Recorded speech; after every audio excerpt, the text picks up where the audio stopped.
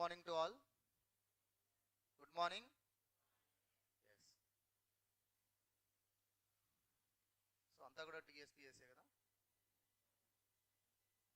So నా పేరు నరేష్ అండి, నరేష్ పూర్లా. సొసైటీకి సంబంధించినటువంటిది మనకు Telangana public service commission group 2. Right. So group 2లో మనకు సొసైటీకి సంబంధించినటువంటిది ఏదైతే పేపర్ 2లో ఉందో 50 మార్క్స్కి సంబంధించినటువంటి సబ్జెక్ట్ను డీల్ చేయడం అనేటువంటి జరుగుతుంది. సో మీరు ఇంతకుముందు కూడా ఎగ్జామ్ రాసి ఉంటే మీకు తెలిసి ఉంటుంది సొసైటీకి సంబంధించినటువంటి కంటెంట్ ఏ విధంగా క్వశ్చన్స్ అనేటువంటివి అడుగుతారు అని చెప్పేసి. సొసైటీ అనేటువంటిది సోషియాలజీ అనే దాన్ని మనం అంటాం. సోషియాలజీ అంటే కంప్లీట్గా ప్యూర్ సైన్స్. అది ఇక్కడ సొసైటీ ఏంటంటే జనరల్ ఇష్యూస్ అనేటువంటివి తీసుకుంటాం మనం. ఓకే, ఇందులో మనకు 5 యూనిట్స్ అనేటువంటివి ఉన్నాయి. ఓకే, ప్రతి యూనిట్ నుంచి 10 మార్క్స్ అనేటువంటివి క్వశ్చన్స్ అనేవి వస్తాయి. అలా ఓవరాల్గా మనకు 50 మార్క్స్ అనేటువంటివి ఉంటాయి. ఓకేనా. మరి సొసైటీ సబ్జెక్టు అనేటువంటిది కొత్తగా ఇంట్రడ్యూస్ చేసింది 2015. అంతకుముందు మనకు లేదు. ఇది పబ్లిక్ సర్వీస్ కమిషన్ ఎగ్జామ్స్లో రెగ్యులర్గా మనకి హిస్టరీ కానీ పాలిటీ కానీ ఇవన్నీ కూడా అందరికీ తెలిసిందే. సొసైటీ అనేటువంటిది మాత్రం కొత్తగా ఇంట్రడ్యూస్ చేశారు. సో ఇప్పుడు దాన్ని మనం చాలాసారి 2016లో కూడా గ్రూప్ 2 ఎగ్జామ్ జరిగింది సొసైటీ తోటి. 2016లో గ్రూప్ 2 ఎగ్జామ్ జరిగినప్పుడు తెలంగాణ పబ్లిక్ సర్వీస్ కమిషన్ వాళ్ళు 2015లో సిలబస్ తీసుకొచ్చారు, 2016లో ఎగ్జామ్ పెట్టారు. ఆ ఎగ్జామ్లో సొసైటీ నుంచి 50 క్వశ్చన్స్ వస్తే అందులో 42 క్వశ్చన్స్ జనరల్గా ఇచ్చారు. ఒక 8 క్వశ్చన్స్ మాత్రమే మనకు సబ్జెక్ట్ కొంచెం డెప్త్గా బేస్ చేసుకొని ఇవ్వడం జరిగింది. సో ఇప్పుడు కూడా సొసైటీ సబ్జెక్ట్ మీద ఆ విధంగానే జనరల్గా క్వశ్చన్స్ ఉంటాయని చెప్పేసి మనము భావించడానికి వీల్లేదు. దానికి కారణం ఏమిటి అంటే రీసెంట్గా ఏపీ గ్రూప్ 2 ప్రిలిమ్స్ ఎగ్జామ్ రాసి ఉన్నా లేదంటే ఒకసారి మీరు పేపర్ చూసినా మీకు అర్థమవుతుంది కదా. సో దానిలో సబ్జెక్టును పూర్తి స్థాయిలో అడిగేశాడు. ఓకేనా. సొసైటీ అనేటువంటిది చాలామంది అభ్యర్థులు ఆన్సర్ చేయలేక నెగిటివ్ మార్క్స్ ఉన్నాయి కాబట్టి క్వశ్చన్స్ను అటెంప్ట్ చేయకుండా వదిలేయడం అనేటువంటిది కూడా జరిగింది. సో ఆ మాదిరిగా మనకు కూడా క్వశ్చన్స్ వచ్చే అవకాశం ఉంటుంది. ఎందుకంటే అప్పుడు మనం కొత్తగా సబ్జెక్ట్ ఇంట్రడ్యూస్ చేశారు కాబట్టి జనరల్గా అడిగారు, సిలబస్లో కొత్తగా ఇంట్రడ్యూస్ చేశారు కాబట్టి. సో ఇప్పుడు దాని నుంచి మనకు ఎగ్జామ్స్ గ్రూప్ 2 ఎగ్జామ్ జరిగింది, గ్రూప్ 1 ప్రిలిమ్స్ జరిగింది, దాంతోపాటు సిడిపిఓ మిగతా ఈఓ అనేక ఎగ్జామ్ జరిగినాయి. అందులో అన్నింటిలో కూడా సొసైటీ అనేటువంటిది ఉంది. మరి సొసైటీ నుంచి మనం ఎక్కువ స్కోర్ చేయాలి, ఎలా చేయాలి, సిలబస్ ఏమిటి, సో ఏ కంటెంట్ అనేటువంటిది ఉంటుంది, ఏ విధంగా క్వశ్చన్స్ అడగడానికి అవకాశం ఉంటుంది అనేటువంటిది మనకు తెలిసి ఉండాలి. తర్వాత రెఫరెన్స్ బుక్స్ ఏంటి. సో ఒకటి గుర్తుంచుకోండి, సబ్జెక్టుకి ఎప్పుడూ కూడా అకాడమీ బుక్స్ అనేటువంటివి, ముఖ్యంగా మన స్టేట్ పబ్లిక్ సర్వీస్ కమిషన్ విషయంలో తీసుకుంటే మనం కొన్ని అకాడమీ బుక్స్ అనేటువంటివి రెఫర్ చేయడం అనేది బెటర్. ఇది సొసైటీ విషయంలో మాత్రం ఇది ఖచ్చితంగా దాని మీద మన క్లారిటీ ఉండాలి. సో మొన్న ఇచ్చినటువంటి పేపర్లో కూడా మనకు ఎక్కువగా పీజీ లెవెల్ బుక్స్లోనే క్వశ్చన్స్ అనేటువంటివి ఇవ్వడం జరిగింది. అర్థమవుతుందా. మహిళా ప్రగతి స్థాయిని బట్టే సమాజ ప్రగతి స్థాయిని అంచనా వేస్తాను అని పేర్కొన్నది ఎవరు అన్నారు. సో అలాంటి క్వశ్చన్ డాక్టర్ బిఆర్ అంబేద్కర్ గారు. సో అలాంటి క్వశ్చన్స్ అనేటువంటివి మనకు అకాడమీ బుక్స్లోనే, పీజీ లెవెల్ అకాడమీ బుక్స్లోనే ఉంటాయి. సో ఈ సొసైటీలో కొంతమంది ఆథర్స్ ఇచ్చినటువంటి స్టేట్మెంట్స్ గురించి కూడా మనకు అడుగుతూ ఉంటారు. ఓకేనా. అవన్నీ కూడా మనం అకాడమీ బుక్స్ను రెఫర్ చేసుకొని మనం చదవాల్సి ఉంటుంది. ఇక మరొక విషయం ఏంటంటే సొంత నోట్స్ను ప్రిపేర్ చేసుకోవడం అనేది చాలా ఇంపార్టెంట్ అండి. క్లాసెస్ వినాలి, ప్రామాణికమైన బుక్స్ను రెఫర్ చేయాలి, మనం సొంత నోట్స్ను ప్రిపేర్ చేసుకోవాలి. అలా సొంత నోట్స్ ప్రిపేర్ చేసుకున్నప్పుడే మనం సక్సెస్ అవుతాము. ఈ మధ్యకాలంలో చాలామందికి పీడిఎఫ్లు కానీ లేకుంటే వేరే వాళ్ళు చదువుతున్నటువంటి నోట్స్ని మనం చదవడము అనేటువంటిది కొంచెం ఈజీ మెథడ్కు చాలామంది అలవాటు పడుతూ ఉన్నారు. సో ఎగ్జామ్స్ దగ్గరలో ఉన్నప్పుడు మనకు అది కొంచెం యూజ్ అవుతుంది, ప్రిపరేషన్ కంప్లీట్ అవుతుంది అనే ఒక కాన్ఫిడెన్స్ లెవెల్ మనలో పెంచుతుంది. కానీ ఎగ్జామ్లో మన క్వశ్చన్స్ అటెంప్ట్ చేసేటప్పుడు మాత్రము సో అది యూజ్ కాదు. సో అందుకనే ఇప్పుడైతే మనకు చాలా మంచి టైం అనేటువంటిది ఉంది గ్రూప్ 2 ఎగ్జామ్కి. ఎందుకంటే ఇక గ్రూప్ 2కు సంబంధించిన నోటిఫికేషన్ అనేటువంటిది రాలేదు. సో గ్రూప్ 1 మాత్రమే జూన్ 9న ఎగ్జామ్ అన్నారు. దాని తర్వాత ఎలాగో ఒక 2 నెలలు 3 నెలలకు గ్రూప్ 2 ఎగ్జామ్ ఉండొచ్చు. సో ఒక మంచిగా ఒక 6 months టైం ఉంది కాబట్టి నాట్ ఓన్లీ సొసైటీ, మిగతా అన్ని సబ్జెక్టులకు సంబంధించింది కూడా రెగ్యులర్గా క్లాసెస్ విని నోట్స్ ప్రిపేర్ చేసుకోవడం అనేటువంటిది ఉత్తమము. సో నోట్స్ ప్రిపేర్ చేసుకునేటప్పుడు ఎక్కువ టైం పడుతుంది, అదొకటి మనకు అనిపిస్తూ ఉంటుంది కొత్తగా ప్రిపేర్ అయ్యే వాళ్ళకి. సో ఈ నోట్స్ ప్రిపేర్ చేసుకోవడానికే టైం అవుతుంది, క్లాసెస్ వినడానికే టైం అవుతుంది, ఇంకెప్పుడు చదువుతాము అని అంటారు. సో మీరు క్లాసెస్ విన్నారు అంటే మీరు ప్రిపరేషన్ చేస్తున్నట్టే, అర్థమవుతుందా? మీరు చదువుతున్నట్టే, క్లాసెస్ విన్నారంటే చదువుతున్నట్టే. తెలుసు కదండి, మనం 4 సార్లు చదివేదానికి ఒకసారి క్లాస్ వింటే సరిపోతుంది. చదివినప్పుడు అంతా గుర్తున్నట్టు అనిపిస్తూ ఉంటుంది, కానీ మళ్ళీ చదివినప్పుడు మళ్ళీ కొత్తగానే అనిపిస్తూ ఉంటుంది. అదే క్లాస్ విన్నప్పుడు ఖచ్చితంగా అది మన మైండ్లో ఉండిపోతుంది. సో ఒకసారి మళ్ళీ ఆ క్వశ్చన్ చూసినప్పుడు ఖచ్చితంగా ఆప్షన్స్లో మనకు గుర్తుకొస్తుంది. కాబట్టి క్లాసెస్ విన్నారు అంటే మీరు చదువుతున్నట్టే. క్లాసెస్ విని దానికి సంబంధించినటువంటి ప్రామాణిక పుస్తకాలను రెఫర్ చేస్తూ నోట్స్ రాశారు అంటే అది ఇంకా రివిజన్ చేసినట్టు అవుతుంది. కాబట్టి మీరు నోట్స్ రాసిన తర్వాత దాన్ని ఈజీగా చదవడానికి అవకాశం ఉంటుంది. Okay right. ఇప్పుడు సొసైటీకి సంబంధించినటువంటి ఈ 5 యూనిట్స్ నుండి కంటెంట్ ఏమిటి అంటే, ఫస్ట్ వన్ సోషల్ స్ట్రక్చర్ అని ఉంటుంది, సామాజిక నిర్మితి అని చెప్పేసి ఉంటుంది.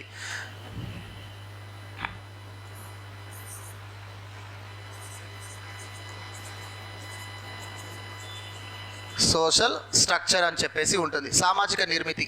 హెర్బర్ట్ స్పెన్సర్ అనేటువంటి వ్యక్తి మొదటిసారిగా ఈ సామాజిక నిర్మితి అనేటువంటి పదాన్ని ఉపయోగించడం అనేటువంటి జరిగింది. ఈ సామాజిక నిర్మితి అనే దానిలో మనకు అనేక టాపిక్స్ ఉంటాయి. ఓకేనా? Salient features of the Indian society, భారతీయ సమాజం యొక్క ముఖ్య లక్షణాలు ఏమిటి అని చెప్పేసి అన్నారు. సొసైటీ గురించి మనకు పూర్తిగా ఉంటుంది. ఇండియన్ సొసైటీ ఫస్ట్ యూనిట్లో మొత్తం కూడా ఉన్నటువంటిది ఇండియన్ సొసైటీకి సంబంధించినటువంటి లక్షణాల గురించే ఉంటుంది. సమాజాన్ని అసలు ఎందుకు అధ్యయనం చేయాలండి? సమాజాన్ని ఎందుకు అధ్యయనం చేయాలి? సమాజాన్ని అధ్యయనం చేసే శాస్త్రమే సమాజ శాస్త్రం అంటాం. సమాజమును అధ్యయనం చేయాల్సిన అవసరం ఎందుకు చెప్పండి? సమాజమును ఎందుకు అధ్యయనం చేయాలి? మనం సొసైటీని స్టడీ చేయాల్సిన అవసరం ఏంటి? సొసైటీని స్టడీ చేయాలి అనేటువంటి ఆలోచన ఏ టైంలో ప్రారంభమైంది ప్రపంచంలో? సొసైటీని ఎందుకు స్టడీ చేయాలి అంటే, సొసైటీలో వచ్చేటువంటి ఇష్యూస్ ఏమైతే ఉంటాయో, సమాజంలో ఎదురయ్యే సమస్యలు ఏవైతే ఉంటాయో, ఆ సమస్యలకు సమగ్రమైన పరిష్కారమును మనం చేయాలి అంటే సామాజిక నిర్మాణం మనకు తెలిసి ఉండాలి. అర్థమవుతుందా? సో కాబోయే గ్రూప్ 2 ఆఫీసర్స్కు మీకు సొసైటీ సబ్జెక్ట్ ఎందుకు పెట్టారు? ఎందుకంటే మీరు రేపు విధులు నిర్వర్తిస్తున్నప్పుడు మన భారతదేశము, మన రాష్ట్రము అనే సామాజిక నిర్మాణం గురించి తెలిసి ఉంటే సో విధి నిర్వహణ అనేది సరిగా చేయడానికి అవకాశం ఉంటుంది కదా. సో ఇప్పుడు మనం ఈ రాష్ట్రంలో పనిచేస్తున్నాం కాబట్టి మనకు తెలంగాణ సొసైటీకి సంబంధించినటువంటిది ఇందులో ఉంటుంది. ఓకేనా? సో ఆ రకంగా సమాజంలో ఎదురయ్యే సమస్యలకు సమగ్రమైన పరిష్కారం తెలుసుకోవడం కోసమే సామాజిక నిర్మాణం అనేటువంటిది మనకు తెలుసుకోవాల్సి ఉంటుంది. ఈ సమాజాన్ని అధ్యయనం చేయాల్సిన అవసరం ఎప్పుడు ఏర్పడిందంటే, సో మనకు యూరప్ ఖండంలో ఇండస్ట్రియల్ రెవల్యూషన్ అనేటువంటిది ఒకటి వచ్చింది. 1780s 1780 నుంచి 1820 మధ్య కాలంలో మనకు పారిశ్రామిక విప్లవం అనేటువంటిది యూరప్ ఖండంలో వచ్చింది. ఇంగ్లాండ్లో ప్రారంభమై అనేక దేశాలకు స్ప్రెడ్ అయింది. ఆ ఇండస్ట్రియల్ రెవల్యూషన్ తర్వాత కొన్ని సమస్యలు ఎదురైనాయి, కొత్తగా కొన్ని సమస్యలు ఎదురైనాయి. ఏమిటి ఆ సమస్యలు అంటే, ఒక ఎకానమీకి మాత్రమే, ఒక డెవలప్మెంట్కు మాత్రమే, మనీకి మాత్రమే ఇంపార్టెన్స్ ఇచ్చుకుంటూ ఇండస్ట్రియల్ రెవల్యూషన్ జరిగింది. సో యూరప్ ఖండంలోని దేశాలన్నీ కూడా అద్భుతమైనటువంటి గ్రోత్ను సాధించాయి. కానీ సోషల్ స్ట్రక్చర్ అనేటువంటిది చాలా వరకు డిస్టర్బ్ అయిపోయింది. ఎలా అంటే, సంపాదనకు మాత్రమే అత్యంత ప్రాధాన్యత ఇచ్చినంత కాలము బాగానే ఉంది. పారిశ్రామిక విప్లవం ఒక పీక్ స్థాయిలోకి వెళ్ళిన తర్వాత అది డౌన్ఫాల్ అయింది. సో దానివల్ల ఆర్థిక మాంద్యం ఏర్పడింది. ఆర్థిక మాంద్యం ఏర్పడడం వల్ల పరిశ్రమలన్నీ మూతపడ్డాయి. ఒక్కసారి అన్ఎంప్లాయ్మెంట్ ఏర్పడింది. అన్ఎంప్లాయ్మెంట్ అది పావర్టీకి దారితీసింది. పావర్టీ అనేటువంటిది ఆటోమేటిక్గా ఫ్యామిలీ ఇన్స్టిట్యూషన్స్ను బ్రేక్ చేసింది. ఏం బ్రేక్ చేసిందంటే, కంప్లీట్గా డివోర్సెస్ అనేటువంటివి పెరుగుతూ వచ్చాయి. కుటుంబ సంబంధాలు అనేటువంటివి ఫెయిల్ అయిపోయినాయి. సమాజం అంటే కొన్ని సోషల్ ఇన్స్టిట్యూషన్స్తో ఉండేటువంటిది. A complex of the social institutions అంటాం. అంటే అనేక సామాజిక సంస్థలతో కలిసి ఉన్నటువంటిదే సమాజం. ఆ సామాజిక సంస్థలలో అత్యంత ప్రధానమైనటువంటిది ఏమిటి అంటే ఫ్యామిలీ, కుటుంబం. కుటుంబం అనేటువంటిది ఇతర సామాజిక సంస్థలకు మూలమవుతుంది. ఆ కుటుంబ వ్యవస్థ ఎక్కడైతే దృఢంగా ఉంటుందో, సవ్యంగా కొనసాగుతుందో ఆ సమాజం మనుగడ సాధిస్తుంది. అర్థమవుతుందా? సో అలా యూరప్ ఖండంలో ఆర్థిక మాంద్యం ఎఫెక్ట్ వల్ల, నిరుద్యోగం, పేదరికం పెరగడం వల్ల కుటుంబ వ్యవస్థ విచ్ఛిన్నమైంది. ఆ విచ్ఛిన్నం కావడం వల్ల మొత్తం సమాజంలో అనేక సమస్యలు ఏర్పడ్డాయి. సో ప్రభుత్వం ఏం చేయాలో అర్థం కాలేదు. ఆ సమయంలో సమాజాన్ని అధ్యయనం చేయాల్సినటువంటి పరిస్థితి అనేటువంటిది ఏర్పడింది. సో ఆగస్ట్ కామ్టే లాంటి వ్యక్తులు మొదటిసారిగా సమాజానికి ఒక ప్రాధాన్యత ఇస్తూ సమాజాన్ని అధ్యయనం చేయడానికి ఒక శాస్త్రము అనేటువంటి దాన్ని పేరు తీసుకురావడం అనేటువంటి జరిగింది. అర్థమవుతుందండి? చూడండి, ఇక్కడ మనకు మొన్న రీసెంట్గా ఏపీ గ్రూప్ 2 ప్రిలిమ్స్లో ఒక క్వశ్చన్ అడిగారు. అదేమిటి అంటే ద పూర్ మెన్ డివోర్స్ అని చెప్పేసి ఇచ్చారు. ద పూర్ మెన్స్ డివోర్స్ అంటే ఏంటి అని ఇచ్చారు. ద పూర్ మెన్ డివోర్స్ అది మనకు యూరప్ ఖండంలో వచ్చినటువంటి పరిస్థితి అన్నట్టు. అంటే ఇప్పుడు యూరప్ ఖండంలో ఈక్వాలిటీ ఎక్కువగా ఉంటుంది కదండి, మెన్ అండ్ ఉమెన్కి ఈక్వాలిటీ ఎక్కువ ఉంటుంది. డివోర్స్ ఇవ్వాలి అంటే దానికి సంబంధించినటువంటి భరణం చెల్లించాలి. సో భార్యకు భర్త డివోర్స్ ఇవ్వాలి అంటే ఖచ్చితంగా అంత మేరకు భరణం అనేటువంటి చెల్లించాలి. ఆ చెల్లించలేని పరిస్థితి ఉన్నటువంటి వ్యక్తి ఏం చేస్తాడు? ఒకవైపు పేదరికం, ఓకే, భార్య పిల్లల్ని పోషించలేని పరిస్థితి, డివోర్స్ ఇచ్చి ఫ్యామిలీ ఇన్స్టిట్యూషన్ నుంచి తప్పించుకుందామంటే డివోర్స్ ఇస్తే భరణం చెల్లించేంత ఆర్థిక స్తోమత లేదు. అప్పుడు ఏం చేశారు అంటే చాలామంది కుటుంబాన్ని వదిలివేసి ఎస్కేప్ అయ్యారు. అలా ఎస్కేపిజాన్ని ద పూర్ మెన్స్ డివోర్స్ అని చెప్పేసి అన్నారు. మొన్న ఆ ఎగ్జామ్లో ఆ క్వశ్చన్ అనేటువంటిది రావడం జరిగింది. అంటే చాలా బేసిక్, చాలా కాన్సెప్ట్ బేస్డ్ క్వశ్చన్ అది. అర్థమవుతుందండి? డివోర్స్ ఇస్తే భరణం ఇవ్వాలి అంటే ఎవరి దగ్గర అసలే ఎంప్లాయ్మెంట్ లేదు, వాడు డివోర్స్ ఇచ్చే స్థాయి లేదు. మరి ఇవ్వకపోతే ఎలా పోషిస్తాడు? ఎస్కేప్ అయిపోవడం. సో అలా ఎస్కేప్ అయిపోవడాన్ని ద పూర్ మెన్ డివోర్స్ అని చెప్పేసి అంటారు. సో ఈ రకంగా మనకు సొసైటీలో ఈ ఇష్యూస్ అన్నీ కూడా ఏవైతే సామాజిక సమస్యలు అనేవి ఎదురైనాయో ఆ సామాజిక సమస్యలన్నిటికీ పరిష్కారము, సామాజిక నిర్మాణమును మనం తెలుసుకున్నట్లయితే మనకు అర్థమవుతుంది. సో ఇక్కడ మనం సమాజం అనే దేన్ని చెప్తాం? సమాజం అని దేన్ని చెప్తాము? ఒక ఖండాన్ని సమాజం అనొచ్చు. ఉదాహరణకు యూరప్ ఒక సమాజం, యూరప్ సమాజం అంటాం, ఆఫ్రికా సమాజం అంటాం. అర్థమవుతుందా? అదేవిధంగా ఒక దేశాన్ని సమాజంతో చెప్తాం మనం. సో చైనా సమాజం అంటాం, భారతీయ సమాజం అంటాం. అదేవిధంగా ఒక రాష్ట్రాన్ని కూడా సమాజంగా మనం చెప్తాం. తెలంగాణ సమాజం అంటాం, ఆంధ్రప్రదేశ్ సమాజం అంటాం, బీహార్ సమాజం అంటాం. ఓకే, అలా ఖండము, దేశము, ఒక రాష్ట్రాన్ని మనం ఒక సమాజంగా మనం తీసుకుంటాం. ఇప్పుడు తెలంగాణ సమాజానికి అదేవిధంగా మనకు రాజస్థాన్ సమాజానికి వ్యత్యాసం ఉంటుంది కదా, భారతీయ సమాజానికి చైనా సమాజానికి వ్యత్యాసం ఉంటుంది. అయితే సమాజం ఏదైనా కూడా కొన్ని సాధారణ లక్షణాలను కలిగి ఉంటుంది. ఇతర దేశాల సమాజాలతో పోల్చినప్పుడు భారతీయ సమాజానికి ఒక విశిష్టమైన లక్షణాలు ఉన్నాయి. ఆ విశిష్టమైన లక్షణాలలో ఒకటే క్యాస్ట్ సిస్టమ్. ఓకేనా? కుల వ్యవస్థ. ఏ దేశంలో కూడా మనకు ఈ కుల వ్యవస్థ అనేటువంటిది, క్యాస్ట్ సిస్టమ్ అనేటువంటిది కనిపించదు. అది ఒక ఇండియాలో మాత్రమే కనిపించింది. ఓకేనా? సో మరి ఇప్పుడు క్యాస్ట్ సిస్టమ్ అనేటువంటిది ఉండడం భారతీయ సమాజం యొక్క ఒక విశిష్టమైనటువంటి లక్షణం అంటున్నాం, ఒక యూనిక్ క్యారెక్టరిస్టిక్ అంటున్నాం మనం. మరి ఈ క్యాస్ట్ సిస్టమ్ అనేది ఉండాలా వద్దా? క్యాస్ట్ సిస్టమ్ అనేది మంచిదేనా కాదా? క్యాస్ట్ సిస్టమ్ పూర్తిగా నిర్మూలించబడాలా అనే దానిపైన మనకు సమాజ శాస్త్రవేత్తలు అధ్యయనం చేశారు. మీరు చెప్పండి, ఇండియన్ సొసైటీ యొక్క విశిష్ట లక్షణమైనటువంటి క్యాస్ట్ సిస్టమ్ ఉండాలా వద్దా? క్యాస్ట్ సిస్టమ్ అనేది ఉండాలా వద్దా? వద్దు.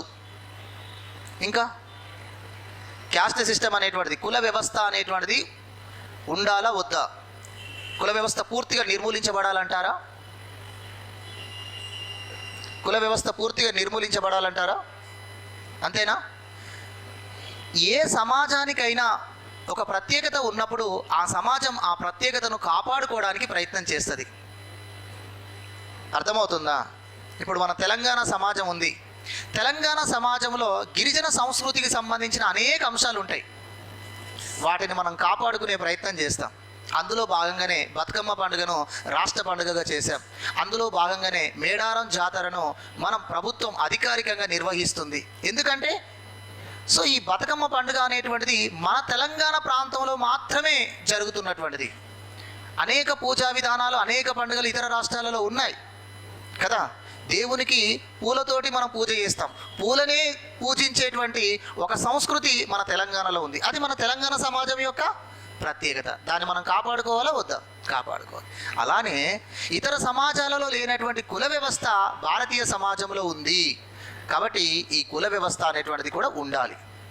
కానీ కుల వ్యవస్థ వల్ల వచ్చినటువంటి రుగ్మతలు ఏవైతే ఉన్నాయో, ఇష్యూస్ ఏవైతే ఉన్నాయో వాటిని మనం నిర్మూలించడానికి ప్రయత్నం చేయాలి. That is untouchability. ఓకేనా? సో అదేవిధంగా ఎక్కువ తక్కువ అనేటువంటి హెచ్చు తగ్గులు ఇవన్నీ కూడా నిర్మూలించుకుంటే సరిపోతుంది. అంతేకాని క్యాస్ట్ సిస్టమ్ను పూర్తిగా నిర్మూలించాలని చెప్పలేం. అందుకనే హట్టన్ అనేటువంటి వ్యక్తి క్యాస్ట్ ఇన్ ఇండియా అనేటువంటి ఒక పుస్తకాన్ని రాశాడు. ఓకేనా? క్యాస్ట్ ఇన్ ఇండియా అనేటువంటి పుస్తకాన్ని రాసినటువంటి వ్యక్తి Hutton. Caste in modern India అనేటువంటి పుస్తకాన్ని రాసినటువంటి వ్యక్తి ఎంఎన్ శ్రీనివాస్. సో ఇక్కడ మీకు సొసైటీలో బుక్స్ కూడా చాలా ఇంపార్టెంట్ అండి. సో అది ఎవరు రాశారు అనేటువంటిది కూడా మనం తెలుసుకుండాలి. అయితే ఇంకొక విషయం ఏంటంటే ఇక్కడ ఒకే పేరుతో ఇద్దరు ఆథర్స్ కూడా కనబడతారు. అక్కడ కొంచెం జాగ్రత్తగా పరిశీలించాల్సి ఉంటుంది. So caste in India Hutton అనేటువంటి వ్యక్తి రాశాడు. ఇతను ఏమంటాడంటే భారతదేశం యొక్క కుల వ్యవస్థను సమర్థించాడు. భారతదేశంలో ఉన్న కుల వ్యవస్థను సమర్థించాడు. ఎందుకు సమర్థించాడంటే ఈ కులము అనేటువంటిది వ్యక్తి యొక్క ప్రవర్తనను నియంత్రించింది అని చెప్పారు. సమాజంలోని వ్యక్తుల యొక్క ప్రవర్తనను ఈ కులం అనేది నియంత్రణ చేసింది, కంట్రోల్ చేసింది. మనకు కంట్రోల్ అనేటువంటిది, నియంత్రణ అనేది రెండు రకాలుగా ఉంటుంది. నియత నియంత్రణ, అనియత నియంత్రణ. నియత నియంత్రణ అంటే చట్టాల ద్వారా, శిక్షల ద్వారా వ్యక్తుల ప్రవర్తనను నియంత్రించడాన్ని మనం నియత నియంత్రణ అంటాం. అనియత నియంత్రణ అంటే ఆచారాల చేత, కట్టుబాట్ల చేత, సామాజిక నియమాల చేత నియంత్రణ చేయడాన్ని అనియత నియంత్రణ అంటారు. ఒక వ్యక్తి పైన అత్యధిక ప్రభావం చూపేది, ఒక వ్యక్తి యొక్క ప్రవర్తనను నియంత్రించడంలో అత్యధిక ప్రభావం చూపేది నియత నియంత్రణనా, అనియత నియంత్రణనా? చెప్పండి. చట్టాలు, శిక్షలు, ఓకేనా, రాజ్యాంగము, ఇవన్నీ కూడా ఒక వ్యక్తిపై నియంత్రణ చేస్తే దాన్ని నియత నియంత్రణ అంటాం. ఆచారాలు, కట్టుబాట్లు, మతము, సామాజిక నియమాలు ఇవి ఒక వ్యక్తి పైన నియంత్రణ కలిగి ఉంటే దాన్ని అనియత నియంత్రణ అంటాం. వ్యక్తి యొక్క ప్రవర్తనను కంట్రోల్ చేయడంలో, వ్యక్తిని సక్రమమైన మార్గంలో పెట్టడంలో ఏది ఎక్కువ ప్రభావం చూపుతుంది? వెరీ గుడ్, అనియత నియంత్రణే ఎక్కువ ప్రభావం చూపుతుంది. అర్థమవుతుందా? ఇప్పుడు ఉదాహరణకు మీరందరూ కూడా ఈ హిందువుల మనకు ఫాస్టింగ్ అనేది చేస్తుంటాం, ఉపవాస దీక్ష అనేది చేస్తూ ఉంటాం. యాక్చువల్గా ఉపవాసం ఉన్న రోజే రియల్గా ఎందుకు ఆకలి ఎక్కువ అవుతుంది? వాస్తవానికి ఉపవాసం ఉన్న రోజే మన ఫ్రెండో లేదా ఇంట్లోనో మనకి ఇష్టమైనటువంటి నాన్ వెజ్ వండుతూ ఉంటారు. మనసు కాస్త అనిపిస్తూ ఉంటుంది, కానీ అస్సలకే మనం తీసుకోం. ఎందుకని? ఈరోజు ఉపవాస దీక్ష, ఈరోజు ఫాస్టింగ్ ఉన్నాను, అమ్మో తీసుకోకూడదు. మరీ అంతగా మనసు లాగితే నాలాంటి వాడు ఏం చేస్తారంటే చికెనో మటనో వండిన రోజు నాలాంటి వాడు ఈరోజు ఫాస్టింగ్ నేను తినలేను, కానీ మనసు లాగుతుంది. రాత్రి 12 అయ్యేంత వరకు ల్యాప్టాప్, మొబైల్ చూస్తూ చివరికి 12 అయిన తర్వాత ఫ్రిడ్జ్లో పెట్టి తీసుకొని వేడి చేసుకొని తినడం జరుగుతుంది. అదేంటి మరి 12 లోపు తినొచ్చు కదా? అదేంటంటే అది మనకు ఒక సామాజిక నియమం అనేటువంటిది మనము మనసులో పెట్టుకున్నాం. దాన్ని ఎవరు మనం ఏమనరు కదా. మన ఉపవాస దీక్ష అనేది మన మనసుకు మనం ఏర్పాటు చేసుకున్నాం. దాన్ని ఎవరు కూడా అరే ఎందుకు ఇలా తిన్నావు అని ఎవరు అడగరు. మనకు శిక్ష ఉండదు, ఏముండదు. అయినా కానీ మనం దాన్ని పాటిస్తున్నాం. సో వివిధ పండుగలు, వివిధ కార్యక్రమాల విషయాలలో కూడా కొన్ని ఆచారాలను కట్టుదిట్టంగా మనం పాటిస్తూ ఉంటాం. అలా పాటించకపోయినా మనల్ని ఎవరు అనరు, అయినా మనం పాటిస్తాం. దాన్నే మనం అనియత నియంత్రణ అంటారు. అందుకనే ఈరోజు భారతదేశంలో మహిళల పైన హింస అనేది పెరుగుతుంది.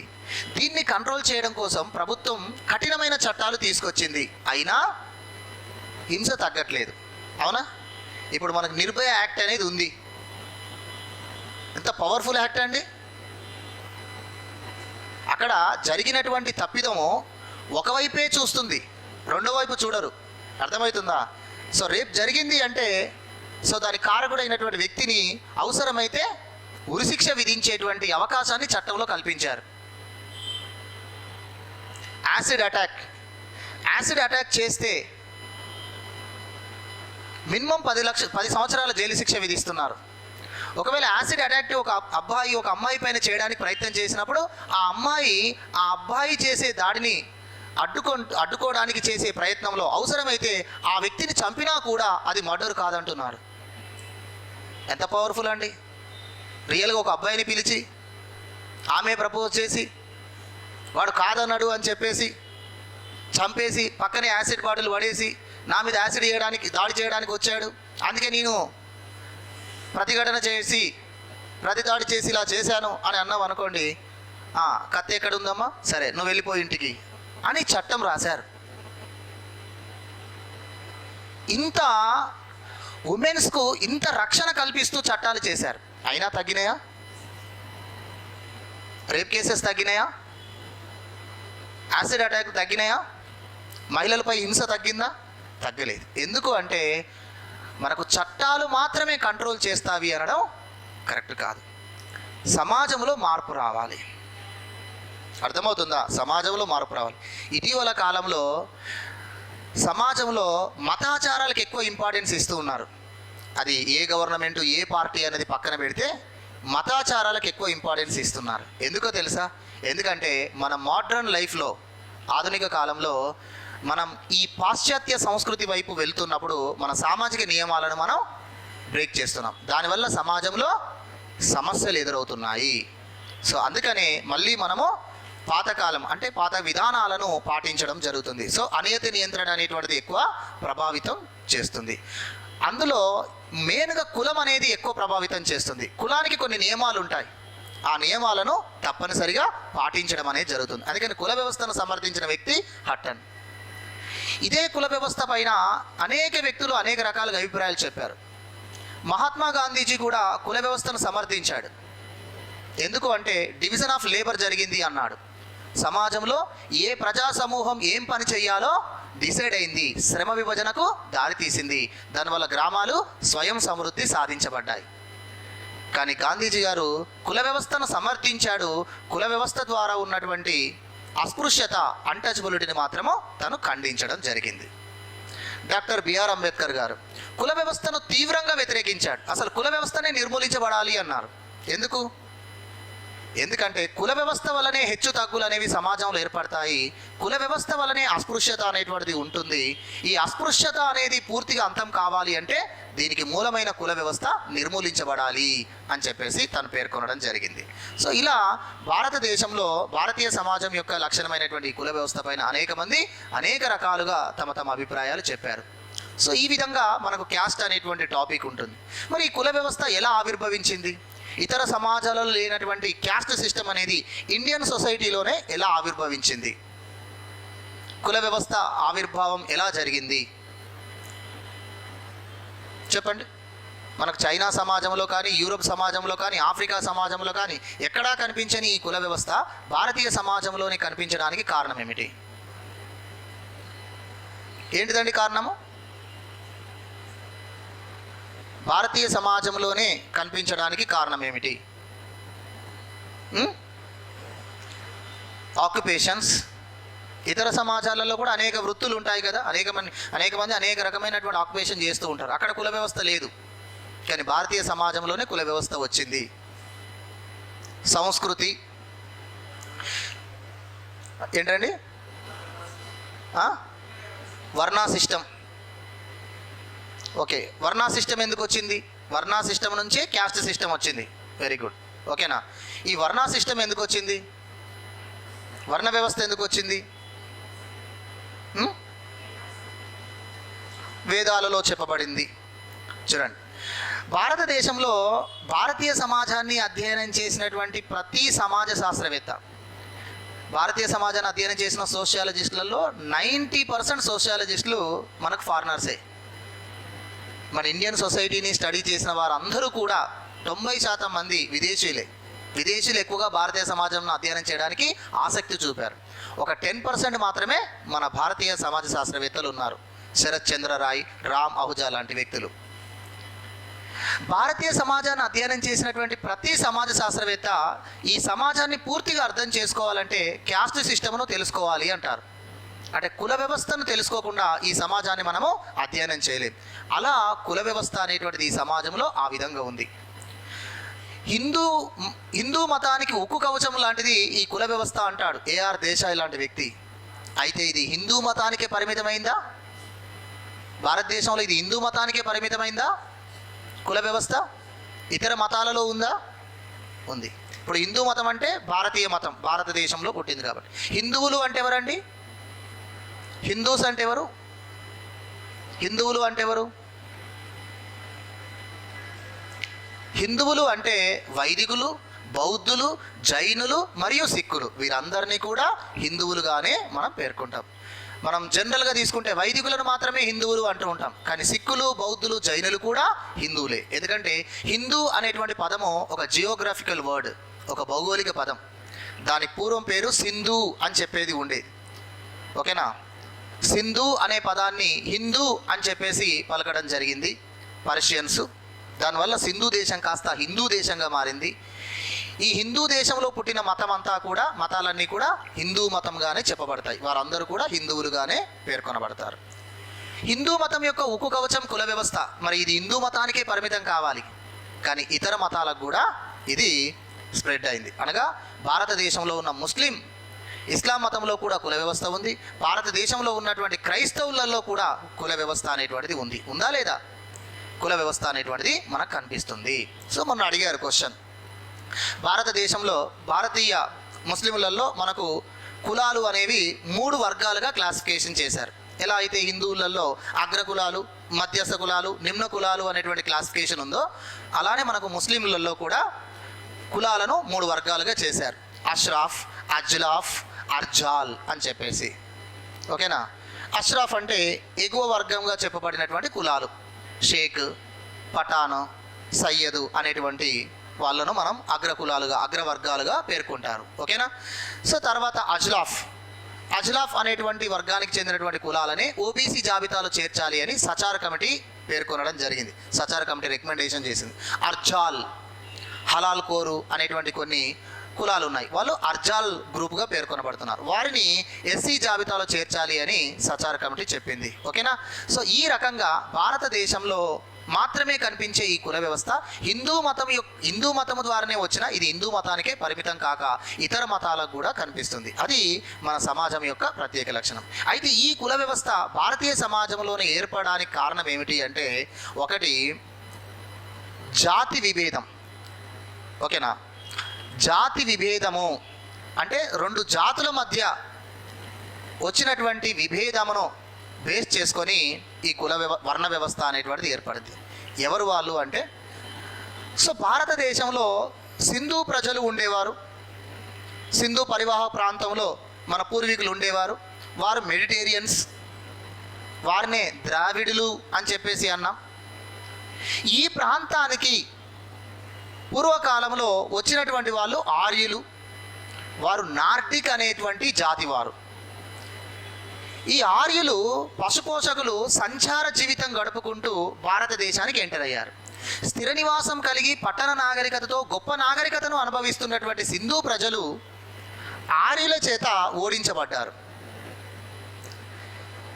సింధు ప్రజలను, మెడిటేరియన్స్ను ఓడించినటువంటి ఆర్యులు తమ గొప్ప తెగ వాళ్ళము, తమ గొప్ప జాతి వాళ్ళము అనిపించుకోవడం కోసము ఈ వర్ణ సిస్టమ్ను తీసుకొచ్చారు.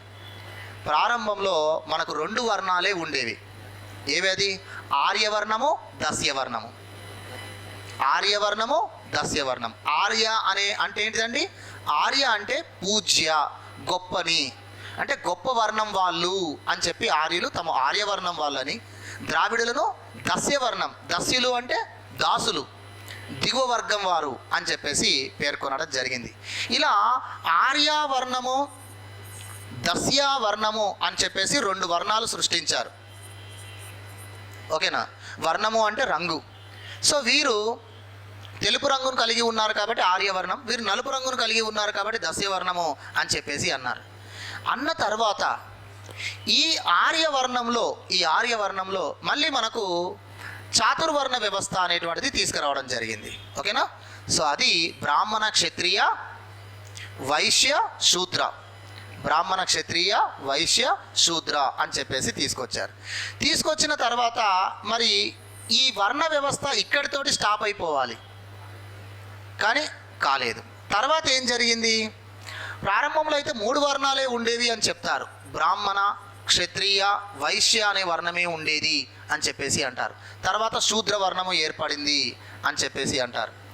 తర్వాత ఇతర కులాలు ఏర్పడ్డాయి. ఎలా అంటే, సో వర్ణ వ్యవస్థలో మనకు వివాహము అనేటువంటిది ఇప్పుడు అంతర్వివాహము, బహువివాహము అంటాం. ఎండోగామి, ఎక్సోగామి. ఎండోగామి అంటే ఏ గ్రూప్కి చెందిన వాళ్ళు ఆ గ్రూప్లోని వ్యక్తిని వివాహం చేసుకుంటే ఎండోగామి అంటాం. ఎక్సోగామి అంటే ఆ గ్రూప్కి చెందిన వ్యక్తి ఆ గ్రూప్కి చెందిన వ్యక్తిని కాకుండా వేరే గ్రూప్కి చెందిన వ్యక్తిని కూడా వివాహం చేసుకునే అవకాశం ఉంటే దాన్ని ఎక్సోగామి అంటాం. ప్రారంభంలో వర్ణ వ్యవస్థలో ఎండోగామికి ప్రాధాన్యత ఇచ్చారు. కొంతకాలం తర్వాత ఎక్సోగామి కూడా జరిగింది. అంటే బ్రాహ్మణుల వ్యక్తులను మాత్రమే కాకుండా ఇతర వర్ణం వారిని కూడా వివాహం చేసుకోవడం. అలా బ్రాహ్మణ పురుషుడు క్షత్రియ అమ్మాయిని పెళ్లి చేసుకోవడం, ఓకేనా, క్షత్రియ పురుషుడు వైశ్య అమ్మాయిని పెళ్లి చేసుకోవడం కూడా జరిగింది. ఇలా జరగడం వల్ల వర్ణ సంకరణ అనేది జరిగింది. అయితే ఎగువ వర్ణానికి చెందిన పురుషుడు దిగువ వర్ణానికి చెందిన స్త్రీని వివాహం చేసుకుంటే అనులోమ వివాహము అంటాం.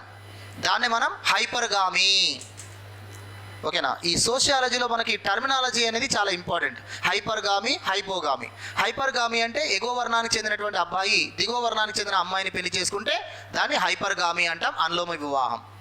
అలా కాకుండా ఎగువ వర్ణానికి చెందిన అమ్మాయి దిగువ వర్ణానికి చెందిన అబ్బాయిని పెళ్లి చేసుకుంటే దాన్ని ప్రతిలోమ వివాహం అంటాం, దాన్ని హైపోగామి అంటాం. అనులోమ వివాహం జరిగినప్పుడు శూద్ర అనే వర్ణం ఏర్పడుతుంది. అనులోమ వివాహం జరిగినప్పుడు అంటే ఎగువ వర్ణానికి చెందిన పురుషుడు దిగువ వర్ణానికి చెందిన అమ్మాయిని పెళ్లి చేసుకుంటే అప్పుడు వారు కలిగిన సంతానాన్ని శూద్ర అని చెప్పారు. అలా కాకుండా దిగువ వర్ణానికి చెందినటువంటి అబ్బాయి ఎగువ వర్ణానికి చెందిన అమ్మాయిని పెళ్లి చేసుకుంటే అప్పుడు ఏర్పడినటువంటి వారిని ఏమన్నారండి? పంచములు అని పిలిచారు, పంచాస్ అని పిలిచారు. ఓకే, ఇలా అనులోమ ప్రతిలోమ వివాహాలు ఈ వర్ణ సంకరణ జరిగినాయి. దానితో పాటు కొంతకాలానికి ఈ దస్యవర్ణాల మధ్య కూడా వివాహ బంధాలు ఏర్పడ్డాయి. దీనితో అనేక కులాలు, ఉపకులాలు అనేటువంటివి భారతదేశంలో వచ్చాయి. ఇది వాస్తవం. ఓకే, ప్రారంభంలో ఈ జాతి విభేదం వల్ల ఆర్యవర్ణం, దస్యవర్ణం అని చెప్పారు. తర్వాత కొంతకాలం మధ్య వివాహ బంధాలు అనేటువంటివి వర్ణ సంకరణకు కారణమైనాయి. ఈ వర్ణ సంకరణ ద్వారా దస్యవర్ణం వాళ్ళతో వివాహ సంబంధాలు కూడా ఏర్పడ్డాయి. దానివల్ల అనేక కులాలు, ఉపకులాలు ఏర్పడ్డాయి అని చెప్పినటువంటి వ్యక్తి హెర్బర్ట్ రిస్లే అనేటువంటి వ్యక్తి భారతదేశంలో 1901లో జనాభా లెక్కల కమిషనర్గా పనిచేసినటువంటి ఒక ICS అధికారి. ఇతను పీపుల్స్ ఆఫ్ ఇండియా అనే గ్రంథాన్ని రాశాడు. ఆ గ్రంథంలో చెప్పారు, భారతదేశంలో 2 జాతుల మధ్య ఉన్న విభేదమే తర్వాత వారి మధ్య వివాహ బంధాల వల్ల ఈ కుల వ్యవస్థ అనేటువంటిది ఏర్పడింది. ఓకే, సో ఇది ఒకరు చెప్పారు. కొంతమంది వృత్తుల వల్లనే కుల వ్యవస్థ ఏర్పడింది అని చెప్పారు. నెస్ఫీల్డ్ అనేటువంటి వ్యక్తి, అర్థమవుతుందా? నెస్ఫీల్డ్ అనేటువంటి వ్యక్తి.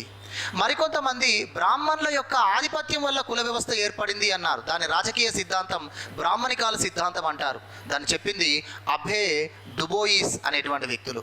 ఇలా కుల ఆవిర్భావం పైన అనేక సిద్ధాంతాలు అనేటువంటివి ఉన్నాయి. ఓకేనా, రైట్. అయితే ఈ కుల వ్యవస్థలో మనకు హెచ్చు తగ్గులే కాకుండా కుల వ్యవస్థ వల్ల అనేక దృగ్విషయాలు ఏర్పడ్డాయి, అనేక కొత్త కోణాలు ఏర్పడ్డాయి. ఏమిటి? ఆధిక్య కులము. కొన్ని గ్రామాలలో ఒక కులం వాళ్ళు డామినేట్ చేయడం, దాన్ని మనము డామినెంట్ క్యాస్ట్ అని చెప్పేసి అంటాం. ఉదాహరణకు తెలంగాణలో డామినెంట్ క్యాస్ట్ ఎవరండి? తెలంగాణ సమాజంలో, మన తెలంగాణ రాష్ట్రంలో, వెరీ గుడ్, వెల్మాస్. తెలంగాణ సమాజంలో డామినెంట్ క్యాస్ట్ ఎవరు అంటే వెల్మాస్. మనకు దొరలు అని చెప్పేసి పిలుస్తూ ఉంటారు, అర్థమవుతుందా? ఇప్పటికి కూడా మనం గ్రామీణ ప్రాంతంలో చూస్తూ ఉంటే అక్కడక్కడ కొన్ని దొరలకు సంబంధించినటువంటి పెద్ద బంగ్లాలు కనబడుతూ ఉంటాయి, 3-4 అంతస్తులతోటి. సో వెల్మా కమ్యూనిటీ వాళ్ళు తెలంగాణ సమాజంలో ఆధిక్య కులముగా పనిచేయడం జరిగింది, ఆధిక్య కులముగా పనిచేశారు. అదే ఆంధ్రప్రదేశ్ రాష్ట్రంలో ఎవరు డామినెంట్ క్యాస్ట్గా ఉన్నారు? కమ్మ, చౌదరీస్, వాళ్ళు డామినెంట్ క్యాస్ట్. ఇదే తెలంగాణ సమాజంలో ఏ గ్రామంలో అయితే వెల్మా కమ్యూనిటీ ఉండదో అక్కడ రెడ్డి కమ్యూనిటీ వాళ్ళు కొంత డామినెంట్ క్యాస్ట్గా పనిచేశారు. అర్థమవుతుందా? అదే మనము పంజాబ్, హర్యానా లాంటి రాష్ట్రాలలో తీసుకుంటే జాట్ అనేటువంటి కమ్యూనిటీ వాళ్ళు డామినెంట్ క్యాస్ట్గా పనిచేస్తారు. అదే మనం గుజరాత్ రాష్ట్రంలో తీసుకుంటే పటేల్స్ అనేటువంటి కమ్యూనిటీ వాళ్ళు అక్కడ డామినెంట్ క్యాస్ట్గా పనిచేయడం అనేటువంటిది జరుగుతుంది. అదే మనం బీహార్లో తీసుకుంటే, బీహార్ రాష్ట్రంలో, ఉత్తరప్రదేశ్ రాష్ట్రంలో ఏ క్యాస్ట్ వాళ్ళు డామినెంట్ క్యాస్ట్గా కనబడుతూ ఉంటారు గ్రామాలలో? యాదవ్స్. అర్థమవుతుందా? యాదవ్స్ కనబడుతూ ఉంటారు. అదే మనం మహారాష్ట్రలో తీసుకుంటే కొన్ని గ్రామాలలో షెడ్యూల్డ్ కులాల వాళ్ళు డామినెంట్ క్యాస్ట్గా కనబడుతూ ఉంటారు. సో ఇలా మనకు డామినెంట్ క్యాస్ట్ అనేటువంటిది కూడా ఈ కుల వ్యవస్థ వల్ల మనకు ఏర్పడుతుంది. సో డామినెంట్ క్యాస్ట్ అనేటువంటి కాన్సెప్ట్ను ప్రాచుర్యంలోకి తీసుకొచ్చినటువంటి వ్యక్తి ఎంఎన్ శ్రీనివాస్ అనేటువంటి వ్యక్తి తీసుకురావడం జరిగింది. ఓకేనా? తర్వాత భారతదేశంలో ఇప్పటికీ కుల వ్యవస్థ అనేటువంటిది దృఢంగానే ఉంది. ఉందా లేదా? ఇప్పటికీ కుల వ్యవస్థ అనేది దృఢంగానే ఉంది. కానీ కులాలలో మార్పులు అనేటువంటివి వచ్చాయి. కులాల యొక్క సోషల్ స్టేటస్లో మార్పులు అనేటువంటివి వచ్చాయి. సామాజిక అంతస్తుల్లో మార్పులు అనేటువంటివి వచ్చాయి. ఒకప్పుడు కులాలు తప్పనిసరిగా కుల వృత్తిని పాటించేవి, ఇప్పుడు పాటించట్లేదు. ఒకప్పుడు కులాలు ఆర్థికంగా తక్కువ కులాలు, అగ్రకులాలు అనేవి ఉండేవి. ఇప్పుడు ఆర్థికంగా అనేక కులాలలో మార్పులు వచ్చాయి. ఈ రోజున అగ్రకులాలుగా ఉన్నటువంటి వారు కూడా పేదలుగా ఉన్నారు. అందుకనే ఏమొచ్చిందండి? EWS, economical weaker sections, EWS అని చెప్పేసి అగ్రకులాలలో పేద వర్గం వారు అని చెప్పేసి రిజర్వేషన్ అనేటువంటిది ఇవ్వడం జరుగుతుంది. కాబట్టి కుల వ్యవస్థలో అనేక మార్పులు అనేటువంటివి వచ్చాయి. ఈ మార్పులను దృష్టిలో పెట్టుకొని కూడా కొంతమంది సోషియాలజిస్టులు వాటి మీద కూడా స్టడీ చేశారు. అందులో ఒకటి సాంస్క్రిటైజేషన్ అని చెప్పేసి అన్నారు. సంస్కృతీకరణ అంటే ఒకప్పుడు అగ్రకులాల వాళ్ళు తమ ఆచారాలు అనేవి ఉన్నతంగా పాటించాలి అని చెప్పేసి చూపించేవారు. అంటే ఆర్భాటాలు చేయడం, వాళ్ళ ఆచారాలు గొప్పవి అని చెప్పి చూపించే ప్రయత్నం చేసేవారు ఎప్పుడు పూర్వకాలంలో. కానీ ఈరోజు అందరూ ఆర్థికంగా సమానంగా ఉన్నారు కాబట్టి, అన్ని కులాలలో కూడా ఆర్థిక వృద్ధి అనేది జరుగుతుంది కాబట్టి ఈరోజు దిగువ కులాల వాళ్ళు, ఇతర కులాల వాళ్ళు కూడా అగ్రకులాల ఆచారాలను పాటించడం ఫాలో అవుతున్నారు. అలా కావడాన్ని మనం ఏమంటున్నారు? సంస్కృతీకరణ అని చెప్పేసి అంటున్నారు. ఏంటిదండి? సంస్కృతీకరణ. సో పూర్వకాలంలో బ్రాహ్మణ ఆచారాలు అనేటువంటివి ఉన్నతమైన ఆచారాలు. బ్రాహ్మణ వాళ్ళే అగ్రవర్ణం వాళ్ళు. బ్రాహ్మణులు ఏది చేసినా గొప్పగా అనిపించేది. అదే బ్రాహ్మణ ఆచారాలను ఈరోజు అన్ని కులాల వాళ్ళు పాటిస్తున్నారు. అర్థమవుతుందా? నిత్యం సూర్యవందనం చేయడం, పూజా పునస్కారాలు చేయడం, శాకాహారాన్ని మాత్రమే భుజించడం. ఈరోజు చూడండి, చాలామంది హెల్త్ విషయంలో కానీ వేరే విషయంలో కానీ శాకాహారాన్ని మాత్రమే భుజించడం, పూజా కార్యక్రమాలకు ఎక్కువ ప్రాధాన్యత ఇవ్వడం, అనేక వ్రతాలు చేయడం, అనేక యాగాలు చేయడం అందరికీ మారిపోయింది. ఇలా ఉన్నత కులాల యొక్క ఆచారాలను దిగువ కులాల వాళ్ళు పాటిస్తూ మేము గొప్ప వాళ్ళమే అనిపించుకునేటువంటి ఈ ప్రయత్నాన్ని సంస్కృతీకరణ అంటారు అని చెప్పేసి ఎంఎన్ శ్రీనివాస్ చెప్పాడు. కర్ణాటక రాష్ట్రంలో కూర్గ్ అనేటువంటి కమ్యూనిటీలో దీన్ని ఐడెంటిఫై చేయడం అనేటువంటిది జరిగింది. ఈ సంస్కృతీకరణ జరిగిన తర్వాత కులాలు వాళ్ళ పేర్లు కూడా మార్చుకుంటున్నారు. అర్థమవుతుందా? సాలవారు పద్మశాలీలుగా, చాకలి వాళ్ళు రజకులుగా. ఇదేంటిది? సాంస్క్రిటైజేషన్ ఎఫెక్ట్ వల్ల ఈ కులాల యొక్క పేర్లలో కూడా మార్పులు అనేటువంటివి వచ్చాయి. అయితే అగ్రకులాల ఆచారాలను దిగువ కులాలు పాటిస్తూ సంస్కృతీకరణ జరుగుతున్న క్రమంలోనే మోడ్రన్ సొసైటీలో అగ్రకులాలు తమ ఆచారాలను వదిలేసి ఇతర కులాల మాదిరిగా సాధారణ జీవితం గడపడం కూడా జరుగుతుంది అని చెప్తారు డిఎన్ మజుందార్ అనేటువంటి వ్యక్తి. Races and culture in India అనేటువంటి గ్రంథంలో డిఎన్ మజుందార్ అనేటువంటి వ్యక్తి డీసాంస్క్రిటైజేషన్ అనే దాన్ని పేర్కొన్నాడు. తిరోగామి సంస్కృతీకరణ ఎంఎన్ శ్రీనివాస్ చెప్తే తిరోగామి సంస్కృతీకరణ గురించి చెప్పింది ఎవరండి? మజుందార్. అంటే ఏమిటి? అగ్రకులాల వాళ్ళు తమ ఆచారాలను వదిలిపెడుతున్నారు. దానికి కారణం ఏమిటంటే కాలంలో వస్తున్నటువంటి మార్పులు, వాళ్ళ ఉపాధిలో వస్తున్నటువంటి మార్పులు. ఉదాహరణకు కాశ్మీర్లో ఉన్నటువంటి పండిట్స్ కాశ్మీర్ ప్రాంతంలో ఉన్న పరిస్థితులను, అక్కడ ఉన్నటువంటి గొడవలు అవన్నీ ఘర్షణ వల్ల కాశ్మీర్ ప్రాంతాన్ని వదిలివేసి ఇటు ఉత్తరప్రదేశ్ కానీ బీహార్ రాష్ట్రంలో కానీ స్థిరపడ్డారట. అలా ఉత్తరప్రదేశ్ బీహార్ రాష్ట్రంలో స్థిరపడినటువంటి అనేక మంది కాశ్మీర్ పండిట్స్, కాశ్మీర్ బ్రాహ్మిన్స్ వాళ్ళ ఆచారాలను వదిలివేశారు, కట్టుబొట్లను వదిలివేశారు. శాకాహారమును మాత్రమే తీసుకోవాల్సిన వాళ్ళు మాంసాహారమును కూడా తీసుకుంటున్నారు. పౌరోహిత్యం మాత్రమే చేయాల్సిన వాళ్ళు అనేక వృత్తులను చేస్తున్నారు. పూర్తిగా వాళ్ళ ఆచారాలన్నీ వదిలివేశారు అని చెప్పేసి చెప్తున్నారు. దీన్ని తిరోగామి సంస్కృతీకరణ అని చెప్పేసి అంటారు. ఇదంతా పాశ్చాత్య సంస్కృతి వల్లనే కూడా వస్తుంది అని చెప్పి దీన్ని పాశ్చాత్యీకరణ అని కూడా అన్నారు. ఇది పాశ్చాత్యీకరణ అనకూడదు, దీన్ని ఆధునీకరణ అనాలి, మోడర్నైజేషన్ అనాలి. అంటే భారతీయ సమాజం సనాతన సాంప్రదాయాలను వదిలిపెట్టి ఆధునిక యుగం వైపు ప్రయత్నం చేస్తుంది అని చెప్పాలి అని డేనియల్ లెర్నర్ అనేటువంటి వ్యక్తి పేర్కొన్నారు. ఇలా కుల వ్యవస్థలో అనేక అంశాల గురించి మనం స్టడీ చేయాల్సి ఉంటుంది. అర్థమవుతుందా? సమాజం అంటే ఏమనుకున్నాం? కొన్ని సామాజిక సంస్థలు, సంస్కృతితో కూడినటువంటి ప్రజా సమూహాలనే సమాజం అంటాం. సామాజిక సంస్థలలో అత్యంత ప్రాధాన్యమైనది ఏమిటి?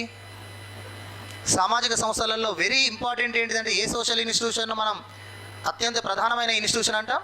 ఫ్యామిలీ, కుటుంబం అనేటువంటిది చాలా ప్రధానమైనటువంటిది. సో ఒక వ్యక్తి యొక్క ప్రగతి పైన, ఒక వ్యక్తి యొక్క ప్రవర్తన పైన ఆ వ్యక్తి యొక్క కుటుంబం ప్రభావం చాలా ఎక్కువగా చూపుతుంది. ఓకేనా? సో కుటుంబము అనేటువంటిది వ్యక్తి యొక్క మూలాలను తెలుస్తుంది. ఎందుకంటే కుటుంబ వాతావరణం వ్యక్తిపై ఉంటుంది, కుటుంబం యొక్క ఆచారాలు వ్యక్తి పైన ఉంటాయి. అలాంటి కుటుంబ వ్యవస్థ అనేది భారతీయ సమాజంలో వెరీ స్ట్రాంగ్. సో భారతీయ సమాజంలో ఉమ్మడి కుటుంబమా లేదా వెస్టి కుటుంబాల? ఉమ్మడి కుటుంబాలు జాయింట్ ఫ్యామిలీస్, వెస్టి కుటుంబాలు న్యూక్లియర్ ఫ్యామిలీస్. ఇండియన్ సొసైటీ అనేటువంటిది ఏ కుటుంబ వ్యవస్థను కలిగి ఉంది? ఉమ్మడి కుటుంబ వ్యవస్థను కలిగి ఉందా? వెస్టి కుటుంబ వ్యవస్థను కలిగి ఉందా? ఏ కుటుంబ వ్యవస్థను కలిగి ఉందండి? ప్రజెంట్ వెస్టి కుటుంబాన్ని కలిగి ఉంది, అంతేనా? ఉమ్మడి కుటుంబ వ్యవస్థ కాదు. ఇండియన్ సొసైటీ ఇప్పటికీ కూడా జాయింట్ ఫ్యామిలీ సొసైటీయే, ఇప్పటికీ ఉమ్మడి కుటుంబ వ్యవస్థనే. ఇంకెక్కడ ఉన్నాం సార్? పెదనాన్న, చిన్నాన్న అందరూ ఎవరి వాళ్ళ ఊర్లు వేరు ఊర్లలో ఉంటున్నారు, అందరూ వేరైపోతున్నారు ఆఫ్టర్ మ్యారేజ్. ఇంకా జాయింట్ ఫ్యామిలీ సిస్టమ్ అంటారు ఏంటి సార్ అంటే, జాయింట్ ఫ్యామిలీ సిస్టమ్ అంటే ఆ బంధం అనేటువంటిది ఏదో ఒక సందర్భంగా కొనసాగుతూనే ఉండాలి. ప్రస్తుత కాలంలో ఉపాధిని దృష్టిలో పెట్టుకొని, ఎంప్లాయ్మెంట్, ఎడ్యుకేషన్ను దృష్టిలో పెట్టుకొని వేరు ప్రాంతాల్లో స్థిరపడుతున్నాం. కానీ ఇప్పటికీ పండుగలు కానీ, ఇప్పటికీ వివాహ కార్యక్రమాల విషయాలలో కానీ, ఇతర కార్యక్రమాల విషయాలలో కానీ ఆయా కుటుంబ సభ్యులు అందరూ కలిసే చేసుకుంటారు. అవునా కాదా? ఎప్పుడో గ్రామీణ ప్రాంతాన్ని వదిలివేసి మన తల్లిదండ్రులు, మన తాతల యొక్క కాలంలో వచ్చి హైదరాబాద్లో స్థిరపడ్డారు అనుకోండి. అనుకున్నంత మాత్రాన మన కుటుంబ సభ్యులతోటి బంధం తెంచుకుంటున్నామా? ఈ మధ్య కాలంలో మీరు సినిమాలు చూసి ఉంటారు కదా, చాలా సినిమాలలో అదేదో మహేష్ బాబు సినిమా కూడా వచ్చింది కదా, తన వివాహానికి తన కుటుంబ సభ్యులు ఎవరెవరు ఉన్నారని తెలుసుకొని ఆయా రాష్ట్రాలకు వెళ్ళి పిలవడం. అర్థమవుతుందా? సో కాబట్టి ఉమ్మడి కుటుంబ వ్యవస్థ అనేది ఇప్పటికీ ఉంది, కానీ దానిలో కొంత మార్పు వచ్చింది. ఒకప్పుడు ఉమ్మడి కుటుంబ వ్యవస్థ ఒకే గ్రామంలో, ఒకే ఇంట్లో ఆయా కుటుంబ సభ్యులందరూ ఉండేవాళ్ళు. ఇప్పుడు మారిన పరిస్థితుల దృష్ట్యా వేరువేరు గ్రామాల్లో, వేరువేరు ప్రాంతాల్లో ఉన్నప్పటికీ కుటుంబానికి సంబంధించిన వివిధ కార్యక్రమాలు జరుపుకున్నప్పుడు అందరూ కలిసి నిర్వహించుకోవడం అనేటువంటిది జరుగుతుంది. అవునా కాదా? మెయిన్గా మ్యారేజ్ విషయంలో తీసుకుంటే, మ్యారేజ్కి సంబంధించి తీసుకుంటే, ఇప్పుడు మీరు ఒక గ్రూప్ 2 ఆఫీసర్ అయ్యారు, ఒక అమ్మాయిని ఇష్టపడిన తర్వాత వెంటనే సినిమాల ఎఫెక్ట్ వల్లనో లేకుంటే ఉద్యోగం ఉన్నది అనేటువంటి ఒక దానితోటో అమ్మాయి వాళ్ళ ఇంటికి వెళ్ళి మీ అమ్మాయిని బాగా చూసుకుంటానో నాకు ఇచ్చి పెళ్లి చేయండి అంటే నిన్ను చూసి కానీ నీ ఉద్యోగం చూసి కానీ ఒప్పుకుంటారా? వాళ్ళు ఒప్పుకుంటారా? జాబ్ ఉంది, అబ్బాయికి చూడటానికి బాగున్నాడు, ఎస్ అని చెప్పి వెంటనే పెళ్ళికి ఒప్పుకుంటారా? ఒప్పుకోరు. ఇండియన్ సొసైటీ కాబట్టి ఫస్ట్ ఏం అడుగుతారు? అక్కడ వస్తుంది క్యాస్ట్ కదా. అదైన తర్వాత ఇంకేం అడుగుతారు? ఎవరు మీరు, మీ అమ్మా నాన్న ఎవరు, వాళ్ళతో సంబంధం లేదు అని అనగానే అని ఇచ్చేస్తారా? మీ అమ్మా నాన్న ఎవరు అంతటితో ఆగుతారా? అసలు మీది ఏ ఊరు కదా, మీ తాతయ్య ఎవరు, మనం ఇప్పటికీ చూస్తూ ఉంటాం గ్రామాలలో ఈ అన్నదమ్ముల మధ్య గొడవలు ఉన్నా కానీ వివాహ సమయంలో మాత్రం అవన్నీ మర్చిపోయి పలకరించుకొని ఆహ్వానిస్తారు. ఎందుకు అంటే అమ్మాయి తరపున వాళ్ళు అబ్బాయిని చూడడానికి అబ్బాయి ఇంటికి వచ్చినప్పుడు ఖచ్చితంగా మీరు ఎంతమంది అన్నదమ్ములు అని చెప్పేసి ఆ అబ్బాయి యొక్క తండ్రిని అడుగుతారు. మేము 3 అన్నదమ్ములు, మీరు 3వ వ్యక్తిని, మరి మిగతా ఇద్దరెవరు, మిగతా ఇద్దరేరి? వాళ్ళతో సంబంధం లేదు అనుకోవద్దు ఖచ్చితంగా. అందుకని ఏం చేస్తారు, ఇలాంటి కార్యక్రమాల విషయంలో వాళ్ళందరినీ పిలుస్తూ ఉంటారు. ఎందుకంటే మనది ఉమ్మడి కుటుంబ వ్యవస్థ కాబట్టి, ఓకేనా. సో కాబట్టి ఇలా మన భారతీయ సమాజంలో కుటుంబానికి అత్యంత ప్రాధాన్యత అనేటువంటిది ఉంది. ఈ కుటుంబ వ్యవస్థ స్ట్రాంగ్గా ఉంది కాబట్టి మన సమాజం ఇప్పటికీ కూడా సవ్యంగా కొనసాగుతుంది. అదే అమెరికా సమాజంలో, యూరప్ సమాజంలో కుటుంబ వ్యవస్థ అంత స్ట్రాంగ్గా లేదు. అందుకనే అక్కడ అనేక సమస్యలు అనేటువంటివి ఏర్పడుతున్నాయి. ఉదాహరణకు అమెరికా సమాజం తీసుకుంటే మనకు మిశ్రమ కుటుంబాలు అనేటువంటివి కనబడుతూ ఉంటాయి. దీనికి కారణం ఏంటి అంటే కుటుంబానికి ఏది ప్రాతిపాదిక, కుటుంబానికి మూలం ఏది అంటే వివాహ వ్యవస్థను బట్టే కుటుంబము అనేటువంటిది ఆధారపడి ఉంటుంది. భారతీయ సమాజంలో వివాహంలో మళ్ళీ మనకు ఏక వివాహము, బహు వివాహము అని చెప్పేసి అంటాం. Okay, monogamy, పాలీగామి. భారతీయ సమాజం అనేది మోనోగామిని కలిగి ఉందా, పాలీగామిని కలిగి ఉంటుందా? మోనోగామి. 99.99% భారతీయ సమాజం మోనోగామియే, ఏక వివాహమే. చట్టబద్ధంగా ఇతర కమ్యూనిటీలో పాలీగామికి అవకాశం ఉన్నా, బహు వివాహానికి అవకాశం ఉన్నా ఆ కమ్యూనిటీలో కూడా ఏక వివాహమే జరుగుతుంది. ఎందుకంటే అది భారతీయ సమాజంలో సర్వసాధారణంగా కనబడుతుంది. పూర్వకాలంలో రాజులు వాళ్ళు మాత్రమే బహు వివాహం చేసుకునేవాళ్ళు. దానికి కారణం అనేక కారణాలు. రాజ్య విస్తరణ కోసం కావచ్చు, రాజ్యం యొక్క రక్షణ కోసం కావచ్చు చేసుకున్నారు. ఉదాహరణకు అక్బర్ లాంటి చక్రవర్తిని చూసినట్లయితే అతను బహు వివాహం చేసుకున్నాడు. అనేక మంది రాజపుత్ర రాణులను, యువరాణులను పెళ్లి చేసుకున్నారు. దానికి కారణం ఏంటి? రాజ్యాన్ని ప్రొటెక్ట్ చేసుకోవడం కోసం. అంతేకాని ఏక వివాహానికే అత్యంత ప్రాధాన్యత ఇచ్చారు. ఇప్పుడు మనకు మన భారతీయ సమాజంలోని ముస్లిం కమ్యూనిటీలో బహు వివాహానికి అవకాశం ఉందా లేదా? అదే హిందువులలో లేదు. హిందూ మ్యారేజ్ యాక్ట్ 1955 ప్రకారము బహు వివాహం అనేది లేదు. రెండో మ్యారేజ్ చేసుకుంటే అది క్రైము, మ్యారేజ్ చెల్లదు, అది క్రైమ్, శిక్ష కూడా పడుతుంది. అదే మనకు షరియా చట్టం 1937 ప్రకారము, ముస్లిం పర్సనల్ లా షరియా చట్టం 1937 ప్రకారం బహు వివాహానికి అవకాశం ఉంది. ఓకే, ఒక ముస్లిం పురుషుడు తన జీవితంలో 4 స్త్రీలను భార్యలుగా కలిగి ఉండే అవకాశం కల్పించబడింది. అయినంత మాత్రాన బహు వివాహాన్ని పాటిస్తున్నారా? అక్కడ కూడా 99% ఏక వివాహమే. That is Indian society. అర్థమవుతుందా? ఎందుకంటే ఇండియన్ సొసైటీలో వివాహానికి అత్యంత పవిత్రత అనేటువంటిది జోడించారు. వివాహం అనేది ఒక పవిత్రమైనటువంటి కార్యంగా చేశారు. ఇది మేడ్ ఇన్ హెవెన్, మనం డిసైడ్ చేయలేదు. కాబట్టి మనం ఆలోచించొద్దండి. పెళ్లి అనేది పైన డిసైడ్ చేయబడింది. ఎప్పుడు జరుగుతుందో అప్పుడు జరుగుతుంది, ఎవరితో జరుగుతుందో వాళ్ళతో జరుగుతుంది. కాబట్టి కోచింగ్ ప్రిపేర్ అవ్వాలి, జాబ్ సాధించేటువంటి ప్రయత్నం చేయాలి. ఇలా వివాహం అనేటువంటిది ఒక దైవ కార్యంగా, వివాహం అనేటువంటిది దేవుళ్ళు నిర్ణయించినటువంటి కార్యంగా దీనికి అంత ప్రాధాన్యత, అంత పవిత్రత అనేటువంటిది ఇచ్చారు. అదే ఇతర సమాజాలలో, ఇతర దేశాలలో వివాహం అనేది ఇద్దరు మనుషుల యొక్క కలయికగా చెప్తారు.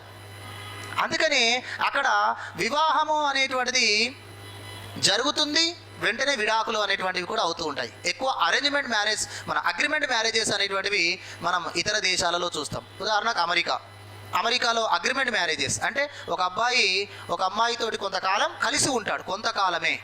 అందుకని వెస్టర్ మార్క్ అనేటువంటి వ్యక్తి కొంతకాలం కలిసి ఉండడానికి వివాహం చేసుకుంటారు అని చెప్తాడు. మలినోస్కీ అనేటువంటి వ్యక్తి కూడా వివాహం అంటే ఇరువురు కొంతకాలం సౌఖ్యంగా కలిసి ఉండడానికి చేసుకునేదే వివాహము అని చెప్పారు. కొంతకాలం అంటే ఏంటిది? అదే మన భారతదేశంలో వివాహం అనేది కొంతకాలం కలిసి ఉండడానికి అంటే ఒప్పుకుంటారా? అందుకే కదా ఆరెంజ్ అనేటువంటి సినిమా అప్పుడెప్పుడో తీస్తే అది ఫెయిల్ అయిపోయింది. దానికి కారణం ఏంటంటే ఇండియన్ సొసైటీ దాన్ని యాక్సెప్ట్ చెయ్యదు కదా. కొంతకాలమే ప్రేమ బాగుంటుంది కాబట్టి వివాహం చేసుకుంటే ఎంతకాలం అయితే వాళ్ళు ప్రేమతో ఉంటారో అంతకాలం ఉంటారు, తర్వాత విడిపోవాలి అంటే ఒప్పుకుంటుందా సమాజం? ఒప్పుకోదు. ఎందుకంటే వివాహ బంధం పవిత్రమైన బంధం.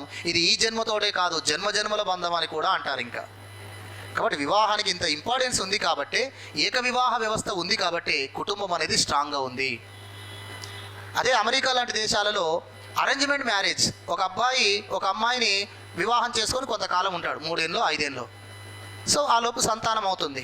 తర్వాత వాళ్ళు విడిపోతారు. విడిపోయేటప్పుడు ఏం చేస్తారు, ఈ సంతానానికి కొంత ఫైనాన్షియల్ సెక్యూరిటీ కల్పిస్తారు. కల్పించి మళ్ళీ ఆ వ్యక్తి ఇంకో అమ్మాయిని, ఈ అమ్మాయి ఇంకో అబ్బాయిని పెళ్లి చేసుకుంటూ ఉంటారు. సో ఈ విధంగా అక్కడ వివాహ వ్యవస్థ అనేటువంటిది కొనసాగుతుంది. అలాంటి వివాహ వ్యవస్థ కొనసాగితే కుటుంబం ఎలా ఉంటుంది, కుటుంబాలు కూడా ఆ విధంగానే ఉంటాయి. కాబట్టి భారతీయ సమాజంలో కుటుంబ వ్యవస్థ స్ట్రాంగ్గా ఉండడానికి ప్రధానం ఏంటిదండి, వివాహ వ్యవస్థనే కారణము. ఇక్కడ ఏక వివాహము మరియు వివాహం అనేటువంటిది ఒక పవిత్రమైనటువంటి బంధముగా ఉంది. సో ఇక్కడ వివాహము హిందూ మతంలో వివాహ ఆచారాలు ఏమిటి, ఇస్లాం మతంలో వివాహ ఆచారాలు ఏమిటి, క్రైస్తవ మతంలో వివాహ ఆచారాలు ఏమిటి అని చెప్పేసి మనం ఇందులో స్టడీ చేయడం అనేటువంటిది ఉంటుంది. ఇవన్నీ కూడా సోషల్ స్ట్రక్చర్ అనేటువంటి దానిలోనే ఉంటుంది. వివాహం అంటే ఏమిటండి, కొన్ని ఆచారాల చేత కానీ, చట్టబద్ధం చేత కానీ, కట్టుబాట్ల చేత కానీ కొంత లాంఛనప్రాయమైనటువంటి దానితో కూడి ఉండేటువంటిదే వివాహము అని అంటారు. అర్థమవుతుందా? వివాహం అంటే ఆచారబద్ధంగా కానీ, చట్టబద్ధంగా కానీ, ఒక స్త్రీ ఒక పురుషుడు, లేదా ఒక స్త్రీ ఒకరికంటే ఎక్కువ మంది పురుషులను, ఒక పురుషుడు ఒకరికంటే ఎక్కువ మంది స్త్రీలతోటి లాంఛన ప్రాయాలతో కూడి ఉండి జరిగేటువంటి దాన్నే మనము వివాహము అంటాం. అంటే వివాహానికి లాంఛనాలు అనేటువంటివి సర్వసాధారణము అని చెప్పేసి మన సమాజం చెప్తుంది. అందుకని ఈ లాంఛనాల విషయంలోనే వచ్చినటువంటిది డౌరీ, వరకట్నం.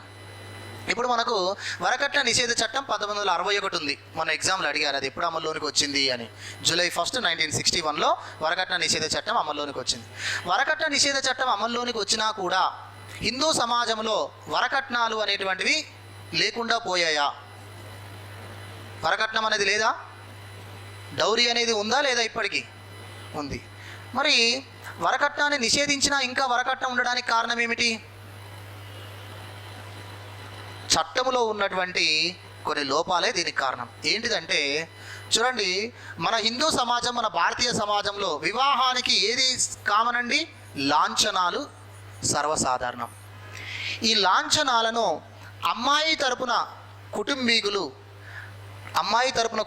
వివాహ సమయంలో అమ్మాయితో పాటుగా ఈ లాంఛనాలను సమర్పిస్తారు. ఆ లాంఛనాలనే స్త్రీధనము అని చెప్పేసి అంటాం. ఆ లాంఛనాలనే స్త్రీధనము అంటాం. ఆ లాంఛనాలు అనేటువంటివి డౌరీ కాదు. అర్థమవుతుందా? ఇప్పటికీ మన వరకట్న నిషేధ చట్టంలో అదే ఉంది. స్త్రీధనం అనేది డౌరీ కాదు. అంటే వివాహ సమయంలో పుట్టింటి నుంచి అమ్మాయి తన తల్లిదండ్రుల నుంచి తెచ్చుకున్నటువంటి ఆ ధనమును కానీ, బంగారమును కానీ, భూములను కానీ స్త్రీధనముగా భావిస్తారు. అది డౌరీ కాదు. స్త్రీధనము మహిళల యొక్క హక్కు. స్త్రీధనము ఇవ్వడం అనేది వారి తల్లిదండ్రుల యొక్క బాధ్యత. ఈ స్త్రీధనమును ఎవరైతే డిమాండ్ చేస్తారో అబ్బాయి, అప్పుడు అది డౌరీ అవుతుంది. అర్థమవుతుందా? ఇప్పుడు మీ వివాహ సమయంలో అమ్మాయి వాళ్ళు, ఓకేనా, మీ శ్రీమతి వారి యొక్క తల్లిదండ్రులు ఒక 5 acres ఇచ్చారనుకోండి, మ్యారేజ్ సమయంలో రాసిచ్చారనుకోండి, అది డౌరీ కాదు. వాళ్ళు 5 acres ఇస్తే ఇంకో 2 acres కావాలనో, లేకుంటే వాళ్ళు ఏమి ఇవ్వకుండా నాకు ఒక 5 acres కావాలనో నువ్వు డిమాండ్ చేసావనుకోండి, అదేమవుతుంది? డౌరీ అవుతుంది. అర్థమవుతుందా? కాబట్టి నేను డౌరీ తీసుకోలేదు, ఎందుకంటే నేను డిమాండ్ చేయలేదు కదా, వాళ్ళే ఇచ్చారు. కాబట్టి నేను వరకట్నం, ఒక ఫ్యాకల్టీగా వరకట్నం తీసుకోకూడదు కాబట్టి వరకట్నం నేను తీసుకోలేదు. కానీ స్త్రీధనం మాత్రం వచ్చింది. అర్థమవుతుందా? సో మొన్ననే మా మామయ్య రిటైర్మెంట్ అయ్యాడు.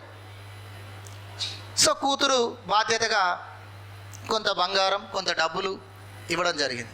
అది కూడా స్త్రీధనమే, నేను అడగలేదు, వాళ్ళు ఇచ్చారు. అర్థమవుతుందా? నేను అడిగుంటే అది డౌరీ అయ్యేది.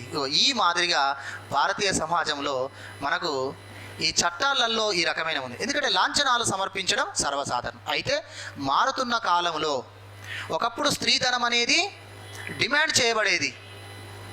ఒకప్పుడు స్త్రీధనం అనేది అత్తగారింటికి పరిమితమయ్యేది. స్త్రీధనంపై స్త్రీకి హక్కు లేదు.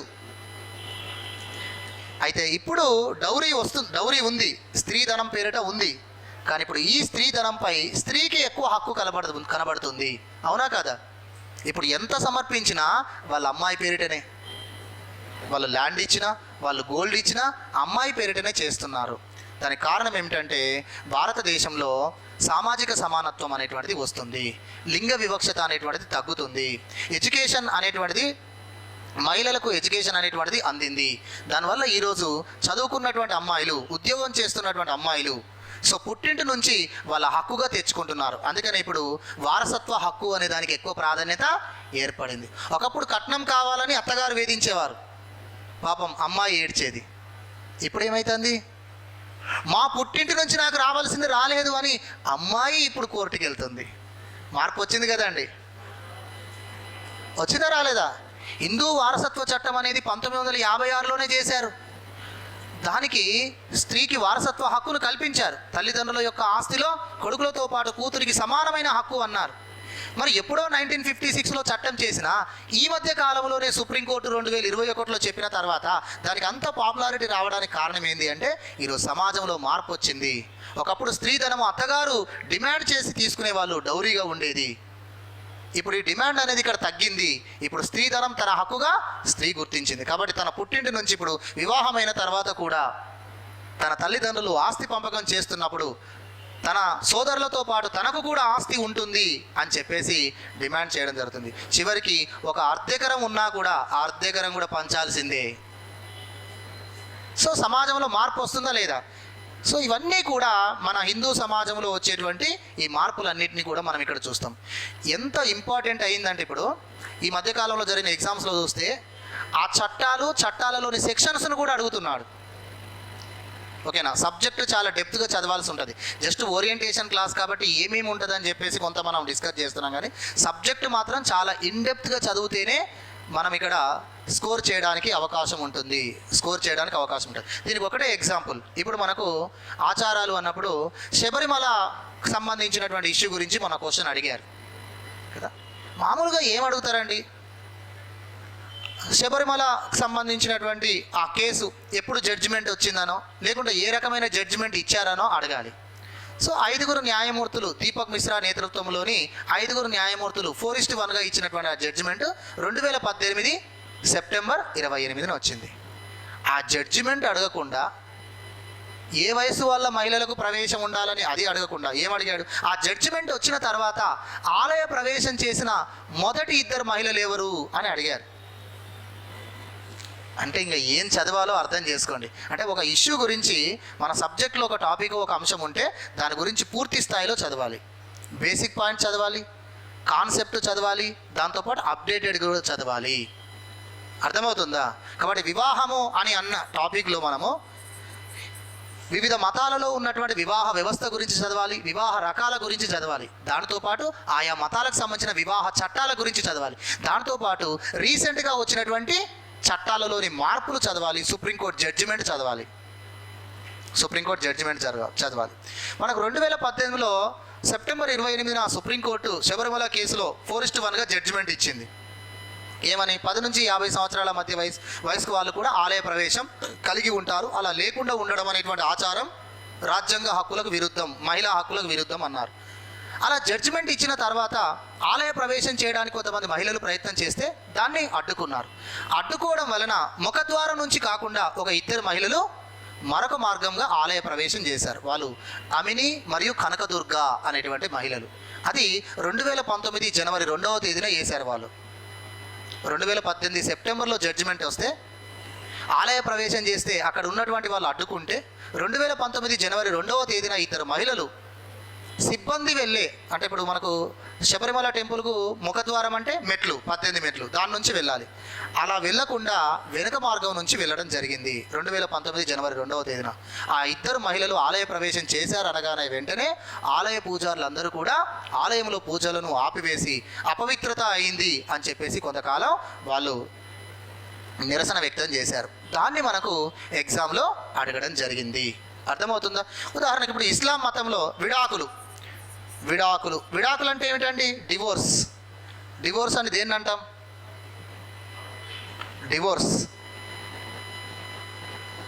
డివోర్స్ మొన్న ఎగ్జామ్లో డివోర్స్కు WP స్కాట్ అనేటువంటి వ్యక్తి ఇచ్చిన డెఫినేషన్ అడిగారు. విడాకులు అంటే వివాహ బంధాన్ని రద్దు చేసుకొని మరొక వ్యక్తిని వివాహం చేసుకోవడానికి, పునర్వివాహం చేసుకోవడానికి ఉండేదే విడాకులు. అర్థమవుతుందా? విడాకులు అంటే తనకున్న ప్రస్తుత వివాహ బంధాన్ని రద్దు చేసుకుని మరొక పెళ్లి చేసుకోవడానికి ఉండేటువంటిదే విడాకులు అనేటువంటి ఆప్షన్. ఓకే, ఈ విడాకులు అనేటువంటిది వివిధ మతాలలో ఏ విధంగా ఉన్నది అనేటువంటిది మనం చదువుతాం. దాంతో పాటుగా ఇటీవల వచ్చిన చట్టాలు కూడా మనం చదవాల్సి ఉంటుంది. ఎగ్జాంపుల్, మనకు తలాక్ అనేటువంటిది అందరికీ తెలిసిందే. ఓకేనా? ట్రిపుల్ తలాక్ అనేటువంటిది రద్దు చేయబడిందా లేదా?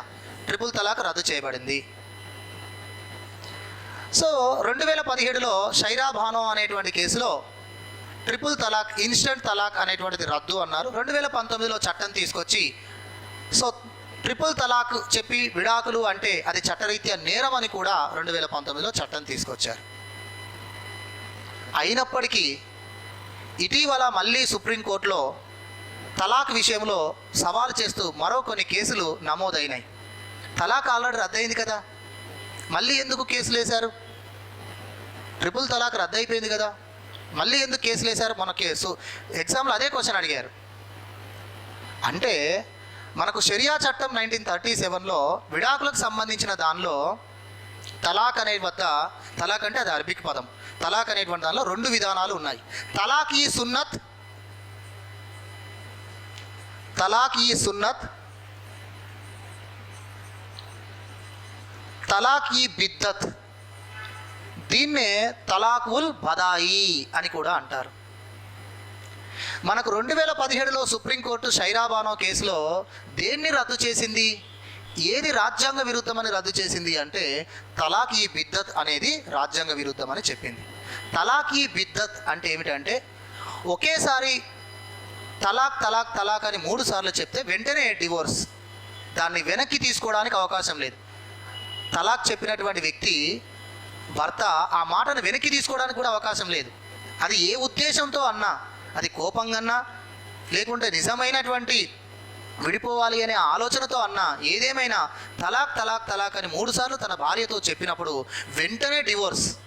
ఎందుకు తలాక్ చెప్పావనేటువంటిది కూడా అపోజ్ చేయడానికి భార్యకు అవకాశం లేదు. ఇది రాజ్యాంగ విరుద్ధం. ఎందుకు అంటే ఇది ఏకపక్షంగా కనబడుతుంది కదా, ఇది ఏకపక్షంగా కనబడుతుంది. దీనివల్ల ఎవరి హక్కులు హరించివేయబడుతున్నాయి? మహిళల హక్కులు హరించివేయబడుతున్నాయి. 14th ఆర్టికల్ చట్ట సమానత్వం ఉల్లంఘించబడుతుంది. 15th ఆర్టికల్ అదొక వివక్షత అవుతుంది కదా.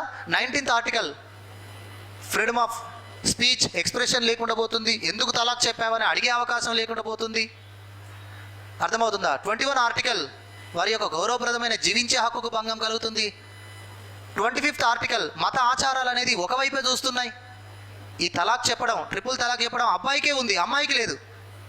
అర్థమవుతుంది? అమ్మాయి తలాక్ తలాక్ తలాక్ అని చెప్తే మరి డివోర్స్ కాదు, అక్కడ అబ్బాయికే ఉంది. అంటే ఇదంతా ఏకపక్షంగా ఉంది. ముఖ్యంగా ఎవరి హక్కులు హరించివేయబడుతున్నాయి? మహిళల హక్కులు హరించివేయబడుతున్నాయి అని చెప్పేసి దీన్ని రద్దు చేశారు. మరి ఇది ఉందా? ఇది ఉంది. మరి ఇదేమిటి? ఈ తలాక్ ఈ సున్నతులో 2 రకాలు. తలాక్ ఈ హసన్, తలాక్ ఏ హసన్. తలాక్ ఈ హసన్, తలాక్ ఏ ఆ హసన్. ఇదేమిటి అంటే ఇందులో ఒక పద్ధతిలో ఒక నెలలో 3 సార్లు తలాక్ చెప్తాడు, 3 నెలలు ఒక నెలలో తలాక్ చెప్తారు, 3 నెలలు ఆగాల్సి ఉంటుంది. తలాక్ చెప్తాడు, తలాక్ చెప్పిన తర్వాత 3 months వరకు వెయిట్ చేస్తారు. ఆ 3 months అదే ఇంట్లో ఉంటారు. 3 months తర్వాత తన మనసు మార్చుకుంటే కలిసి ఉండొచ్చు. 3 months తర్వాత కూడా తన మనసు మార్చుకుంటే తలాక్ చెప్పిన దానికి అతను కట్టుబడి ఉంటే అప్పుడు డివోర్స్ అవుతుంది. అదొక పద్ధతి. ఇంకో పద్ధతి ఏమిటి? 3 నెలలు 3 సార్లు తలాక్ చెప్తాడు. ఒక నెల తలాక్ చెప్తాడు, మళ్ళీ అదే ఇంట్లో ఉంటారు, అయినా వాళ్ళ మనసు మారలేదు. మళ్ళీ 2వ నెలలో అతను తలాక్ చెప్పాడు, అలానే ఉంది. 3వ నెలలో కూడా తలాక్ చెప్పే వరకు కూడా వాళ్ళ మధ్యలో ఎలాంటి సత్సంబంధాలు కొనసాగకపోతే అప్పుడు డివోర్స్ అయినట్టుగా భావించబడుతుంది. సో ఇది ఈ పద్ధతి ఇప్పుడు ఉంది. ఇది మాత్రమే రద్దు చేశారు.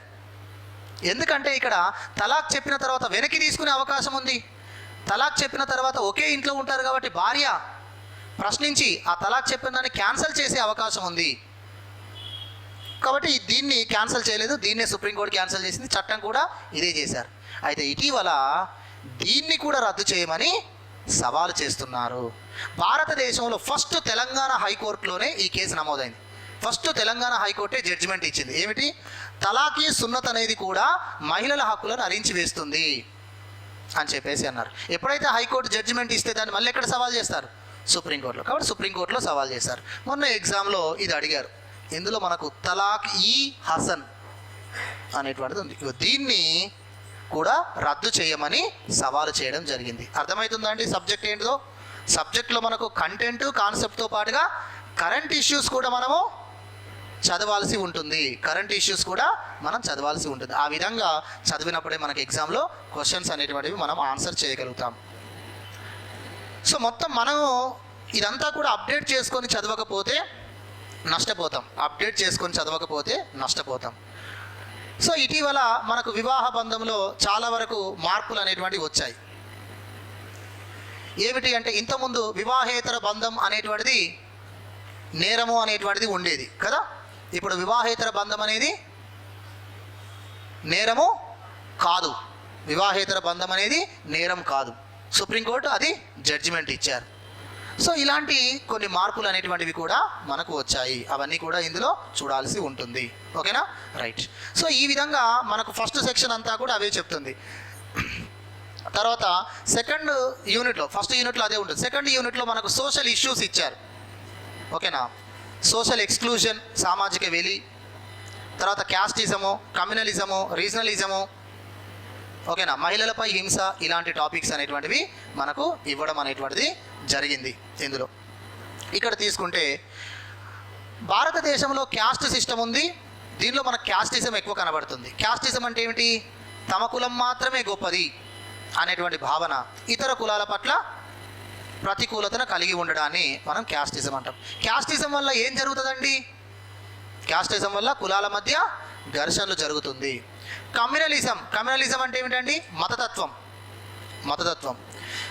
అంటే ఏమిటి? తమ మతమే గొప్పది ఇతర మతాల కంటే.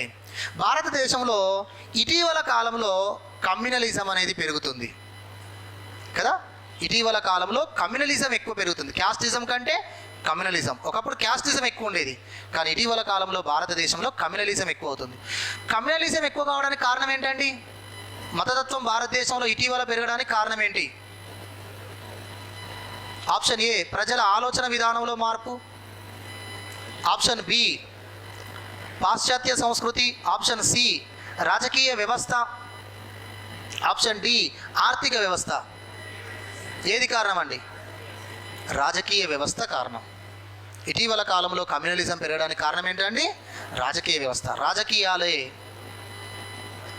పొలిటికల్ సిస్టమే కమ్యూనలిజాన్ని పెంచుతుంది. మరి కమ్యూనలిజం పెరగడం వల్ల ఏమవుతుంది కదా? మత ఘర్షణలకు దారితీస్తుంది. దేశ ఐక్యతను దెబ్బతీయవచ్చు. సామాజిక అశాంతి పెరుగుతుంది. కమ్యూనలిజం పెరగడం వల్ల కూడా మహిళలపై వివక్షత పెరుగుతుంది. మహిళలపై దాడులు జరుగుతాయి. మహిళలపై దాడి ఎలా జరుగుతుంది? రాజ్యం యొక్క సపోర్ట్తోనే జరుగుతుంది. అర్థమవుతుందా? దానికి ఎగ్జాంపుల్ బిల్కిస్ బానో. అవునా కదా? బిల్కిస్ బానో. ఈ ఇష్యూ అనేది కమ్యూనలిజం వల్ల వచ్చింది. ఈ ఇష్యూ అనేది రాజకీయాల యొక్క కారణం చేత వచ్చింది. అవునా కదా? గోద్రా అల్లర్లు ఎప్పుడు జరిగింది? గోద్రా సంఘటన ఎప్పుడు జరిగింది?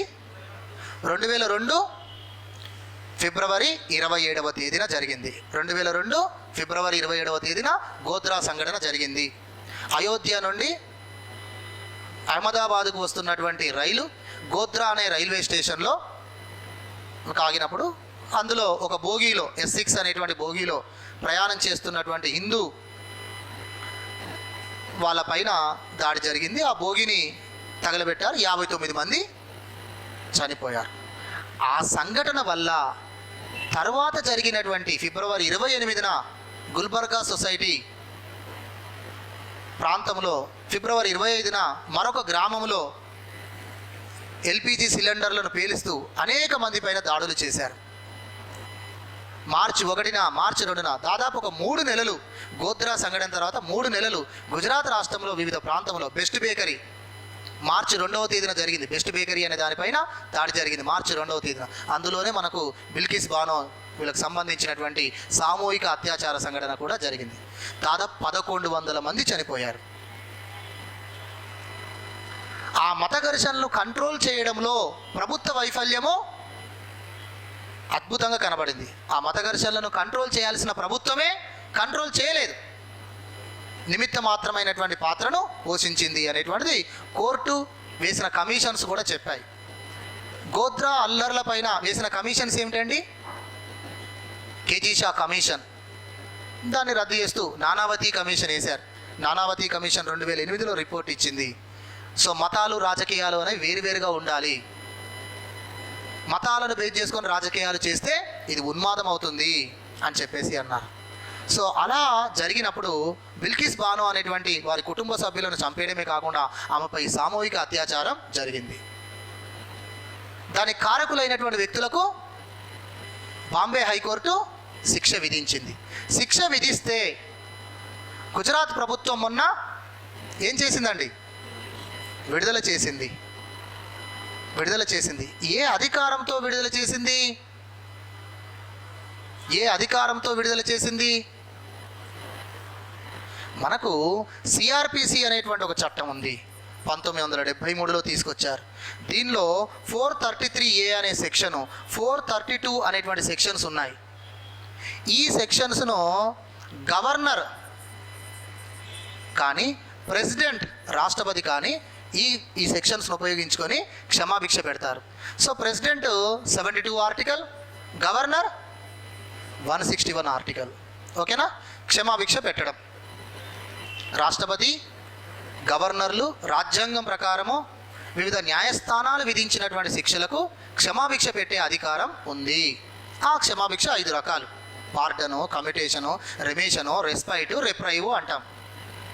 ఓకేనా?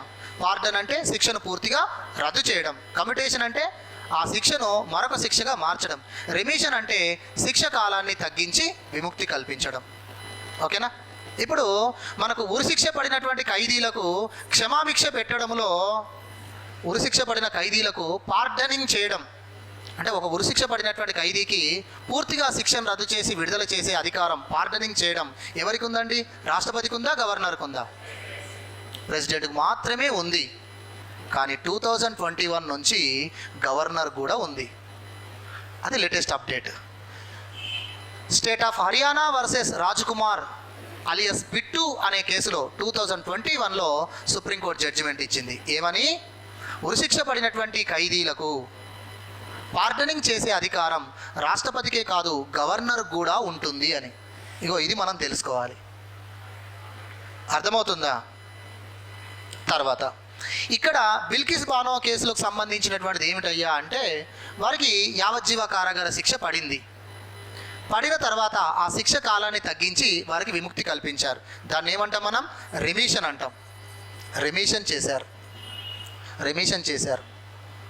చూడండి, ఇక్కడ రాష్ట్రపతి కేంద్ర మంత్రిమండలి నిర్ణయం ప్రకారం క్షమాభిక్ష పెడతాడు. గవర్నరు రాష్ట్ర మంత్రిమండలి నిర్ణయం ప్రకారం క్షమాభిక్ష పెట్టాలి. అసలు క్షమాభిక్ష ఎందుకు ఇచ్చింది రాజ్యాంగం? రాష్ట్రపతికి, గవర్నర్కు. వాళ్ళు తప్పు చేశారు, న్యాయస్థానం ఒక వ్యక్తికి శిక్ష పడడమే చాలా లెంతీ ప్రాసెస్. అది శిక్ష పడి అది అమలు కావడం అనేది ఏళ్ళు పడుతుంది. ఆ టైంలో మళ్ళీ శిక్ష అమలు అయ్యే టైంలో మళ్ళీ క్షమాభిక్ష పెట్టడం ఇది ఎందుకు? ఏమిటి అంటే, చట్టాలలో ఉన్నటువంటి తప్పిదాల వల్ల ఒక అమాయక వ్యక్తికి కూడా శిక్ష పడే ప్రమాదం ఉండొచ్చు. అలాంటి టైంలో క్షమాభిక్షను ఉపయోగించుకోవాలి అని చెప్పారు. అర్థమవుతుందా? తర్వాత ఇక్కడ రెమిషన్ ఎందుకు ఉపయోగించుకోవాలి? ఒక వ్యక్తి 14 సంవత్సరాలు యావజ్జీవ కారాగార శిక్ష పడినా, ఉరిశిక్ష పడినా 14 సంవత్సరాల తర్వాత ఆ వ్యక్తులలో వచ్చిన మార్పు, సమాజంలో వచ్చిన మార్పులను బట్టి క్షమాభిక్ష పెట్టవచ్చు. మరియు ఆ చేసిన నేరం సమాజంపై ఎలాంటి ప్రభావం చూపుతుందనేది కూడా చూడాలి. బిల్కిస్ బానో సంఘటన మనకు లింగ వివక్షత అనిపిస్తుంది. అంటే మహిళలపైన కించితమైన అభిప్రాయం ఉన్నట్టే అక్కడ. ఆ సామూహిక అత్యాచార సంఘటన అనేటువంటిది మహిళలను చాలా తక్కువ చూపు చూడడమే. కాబట్టి దాని కారకులైనటువంటి నేరస్తులకు శిక్ష పడడం అనేటువంటిది ధర్మం. వాళ్ళ ప్రవర్తనలో మార్పు వచ్చిందని శిక్ష కాలం తగ్గించాం, కానీ దానివల్ల సమాజానికి ఏం మెసేజ్ చేస్తావు? ఇందులో సెక్షన్ అదే చెప్తుంది కదా, ఆ నేరము సమాజంపై ఎలాంటి ప్రభావం చూపుతుందో ఆలోచించాలి అన్నారు. ఎస్, ఆ నేరము సమాజంపై ఎలాంటి ప్రభావం చూపుతుందో ఆలోచించాలన్నారు. మరి ఆ నేరం సమాజంపై ఎలాంటి ప్రభావం చూపింది? మహిళలకు రక్షణ లేదు అని చెప్తుంది కదా. మత ఘర్షణలలో, హిందూ ముస్లింల మధ్య ఘర్షణ, మతాల మధ్య మత ఘర్షణలలో మహిళలపైన సంఘటనలు జరుగుతున్నాయి. అంటే ఏ సమస్య వచ్చినా మహిళలు బలైపోతున్నారు.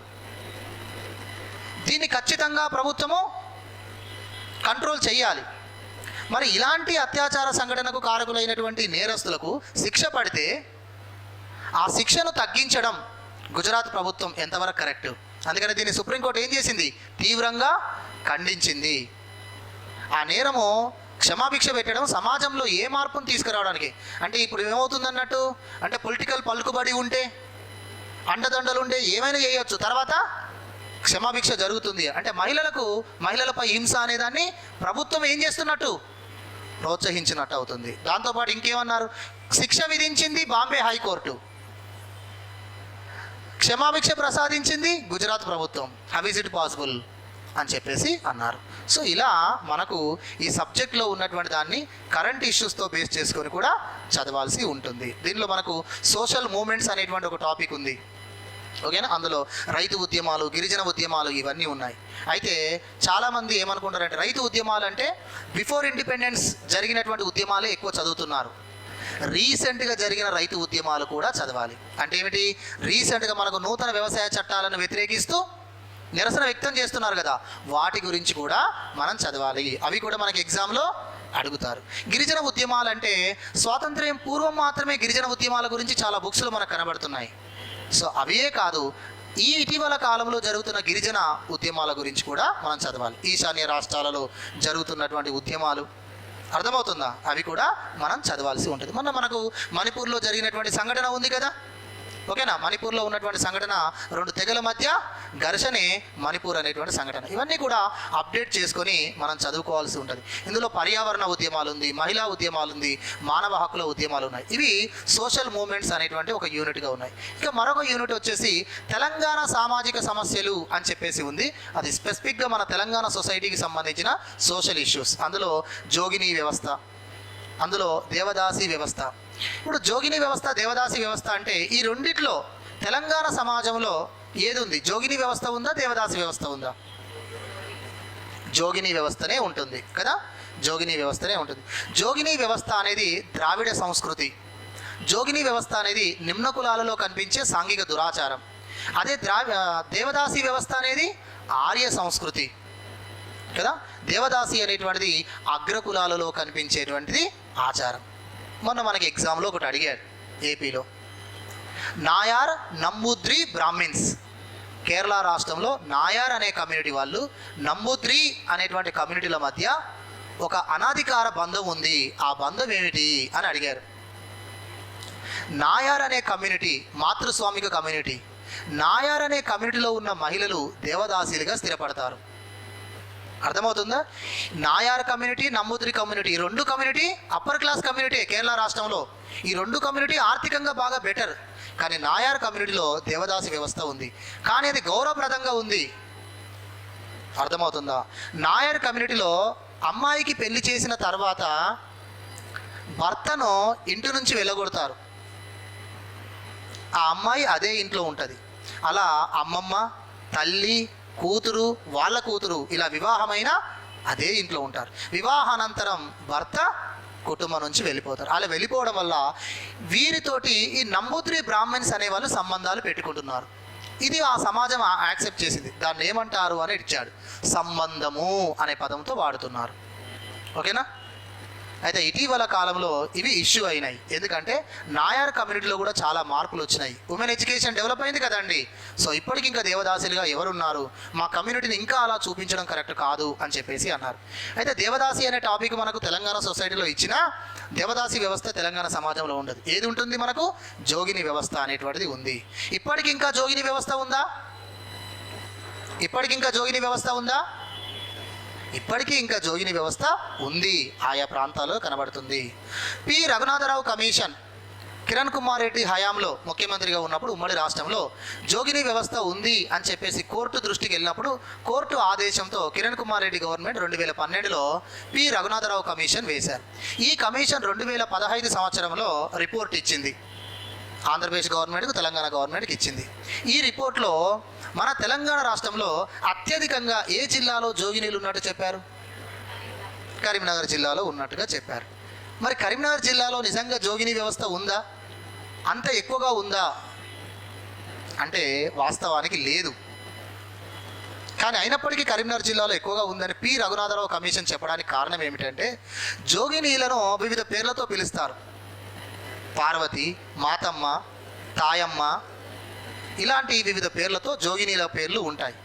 ఇందులో ఉమ్మడి కరీంనగర్ జిల్లాలో ఎక్కువ మంది పార్వతి అనేటువంటి ఒక పదమును ఉపయోగించుకుంటారు. ఏమిటి అంటే వేములవాడ రాజరాజేశ్వర స్వామి దేవాలయానికి మహిళలు మొక్కు అని చెప్పేసి ధారణ చేయించుకుంటారు. ఇలా ధారణ చేయించుకున్నటువంటి మహిళలు ప్రతి వారంలో సోమవారం ఉపవాస దీక్ష చేస్తూ త్రిశూలమును పట్టుకొని భిక్షాటన చేసి ఆ రోజు భిక్షాటన ద్వారా వచ్చినటువంటి ఆ బియ్యం వండుకొని ఉపవాసం చేస్తారు. అలా ఉపవాసం చేసే వాళ్ళందరినీ శివసత్తులు అంటారు. అలా ఉపవాస దీక్ష చేసే వాళ్ళందరినీ పార్వతులు అంటారు. పి రఘునాథరావుకి ఇవంతా తెలియదు కదా, అందుకనే జోగినీల పేర్లను వివిధ పేర్లతో పిలుస్తారు. కాబట్టి ఈ పార్వతీలుగా ఎక్కువగా కరీంనగర్లో కనబడుతున్నారు అని చెప్పేసి కరీంనగర్ జిల్లా అని చెప్పి రాసి ఉంటారు. కానీ వాస్తవానికి మనకు మహబూబ్ నగర్ జిల్లాలో, రంగారెడ్డి జిల్లాలలో మనకు ఎక్కువగా ఉంది. ఒకప్పుడు మన ఉమ్మడి ఆంధ్రప్రదేశ్ రాష్ట్రంలో 1980sలో అత్యధికంగా జోగిని వ్యవస్థ నిజామాబాద్ జిల్లాలో ఉండేది.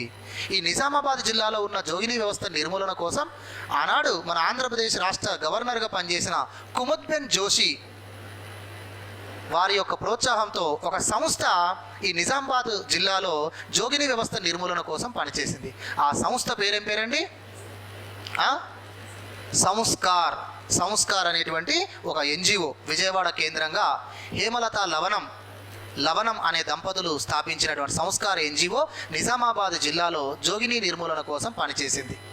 దానివల్ల దాదాపుగా 2000 మంది జోగినీలు తమ వృత్తి నుంచి వాళ్ళు మార్చుకోవడం జరిగింది. సో అదొకటి సెన్సెన్స్. ఈ సంస్కార్ ఎన్జిఓ చెల్లి నిలయము అని కొన్ని ఆశ్రమాలను ఏర్పాటు చేసి జోగినీలకు ఆశ్రయం కల్పించి వారిని ఆ వృత్తి నుంచి చేశారు.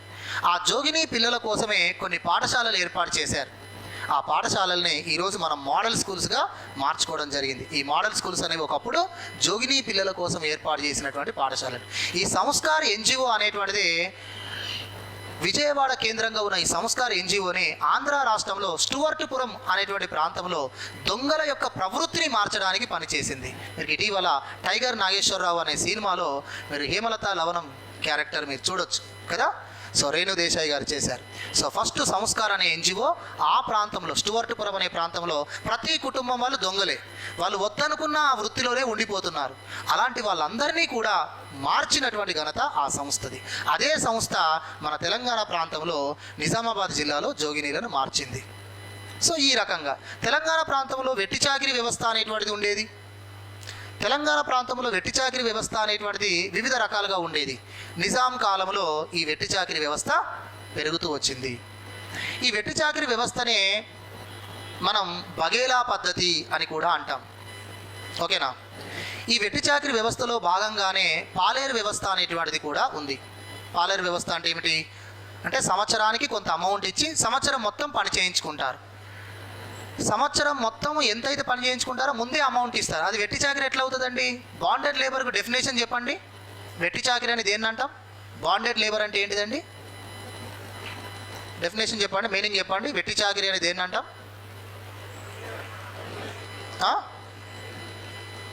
ప్రతిఫలము లేకుండా పని చేయించుకుంటే అది వెట్టి చాకిరీ.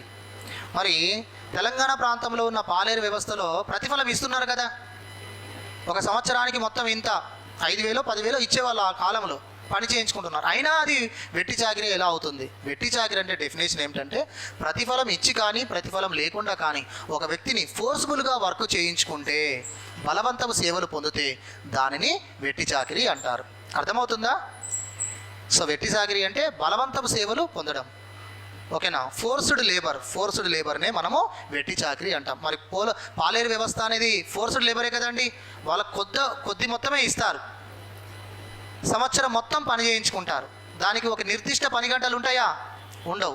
పర్టికులర్గా ఈ పనే చేయాలని ఉంటుందా? ఉండదు. ఇంటి పనులన్నీ కూడా చేయిస్తుంటారు. వ్యవసాయ పనులతో పాటు ఇంటి పనులు చేయిస్తారు. పొద్దునక రాత్రనక పని చేయిస్తూ ఉంటారు. ఇది ఒక రకమైనటువంటి వెట్టి చాకిరీ.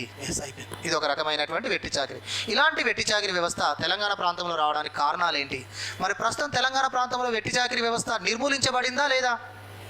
ఉందా వెట్టి చాకిరీ వ్యవస్థ ఇంకా? కదా, అప్పుడున్నంత లేదు. మరి వెట్టి చాకిరీ వ్యవస్థ మారడానికి కారణాలు ఏమిటి? ఒకటి చెప్పండి. తెలంగాణ ప్రాంతంలో వెట్టి చాకిరీ వ్యవస్థ నిర్మూలన జరగడానికి కారణాలు ఏమిటి?